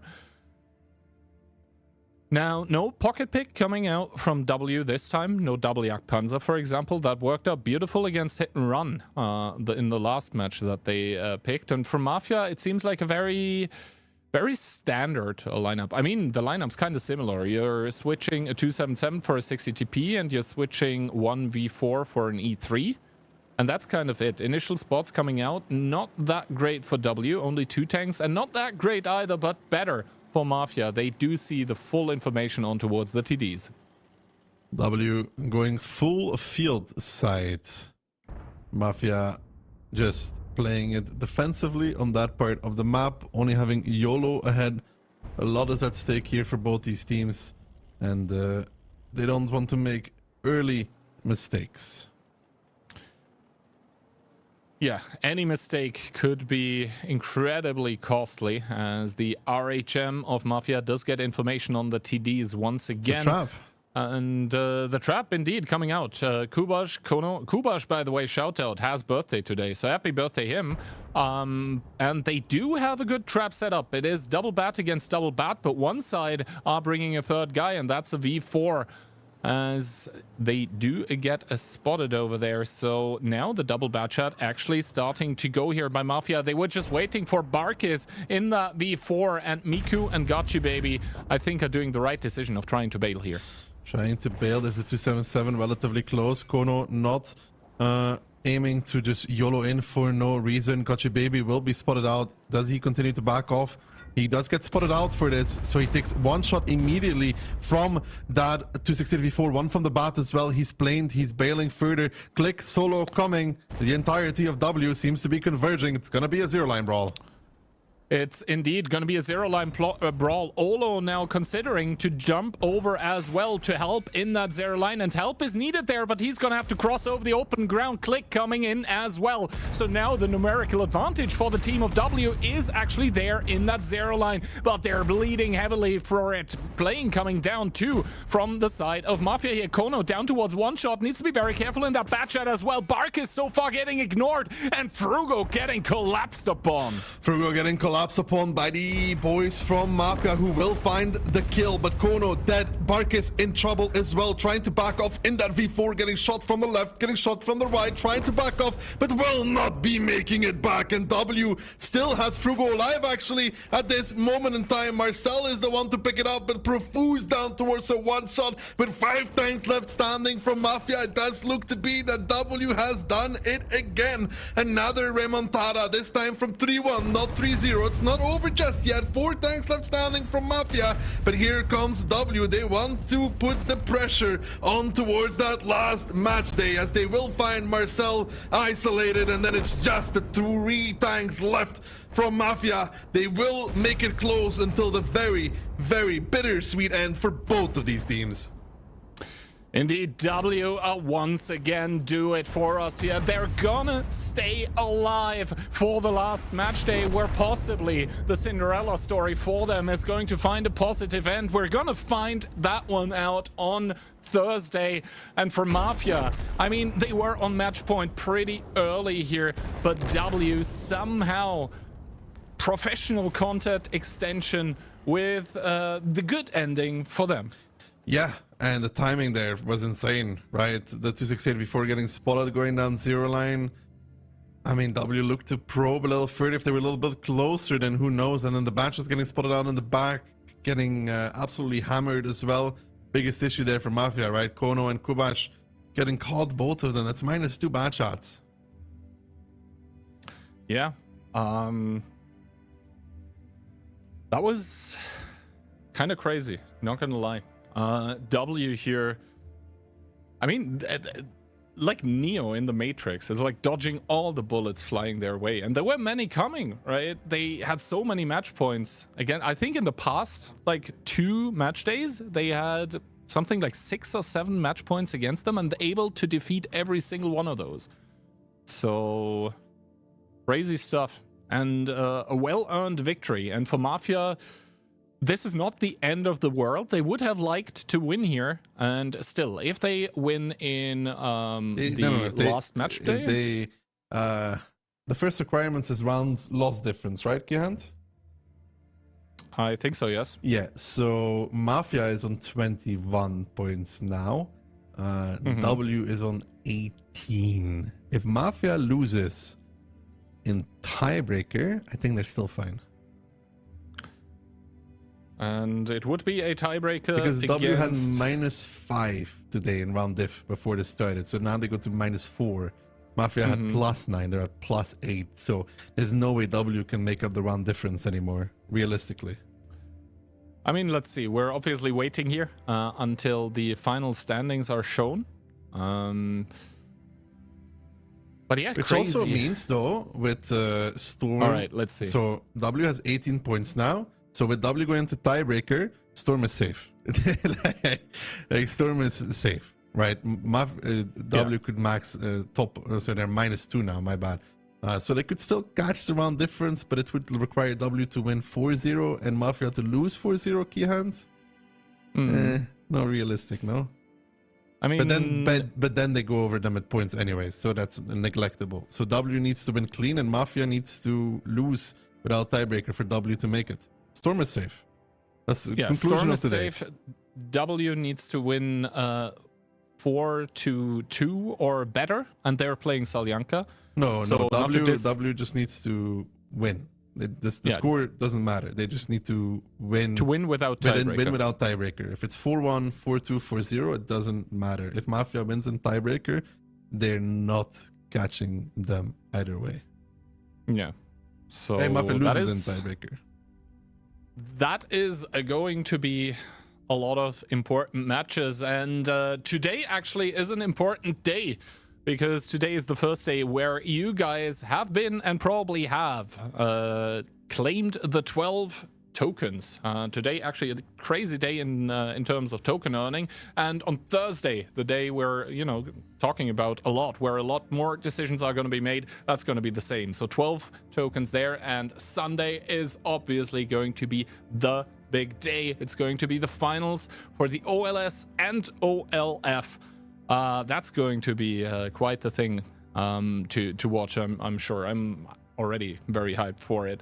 But yeah, I think that for the time being is probably enough from the two of us. Obviously, as always, the reminder that if you haven't been able to claim those 12 tokens today already, then the drops are going to continue on this dude's stream here, twitch.tv/Killzor. Consider giving him a like, maybe a follow, subscribe, hit that bell icon. You know how it works, guys. And if you have one of those Twitch primes, throw it his way as well, maybe.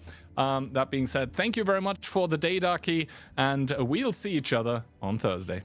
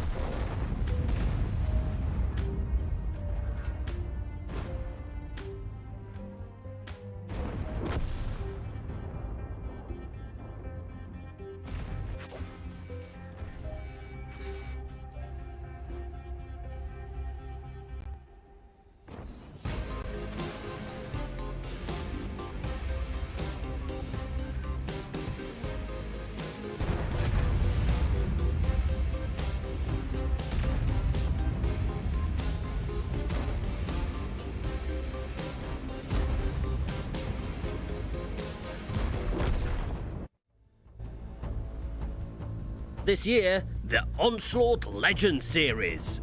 This is your chance to make the event truly awesome by boosting the prize pool and getting a cool 2D style and other goodies in the process. Contribute now.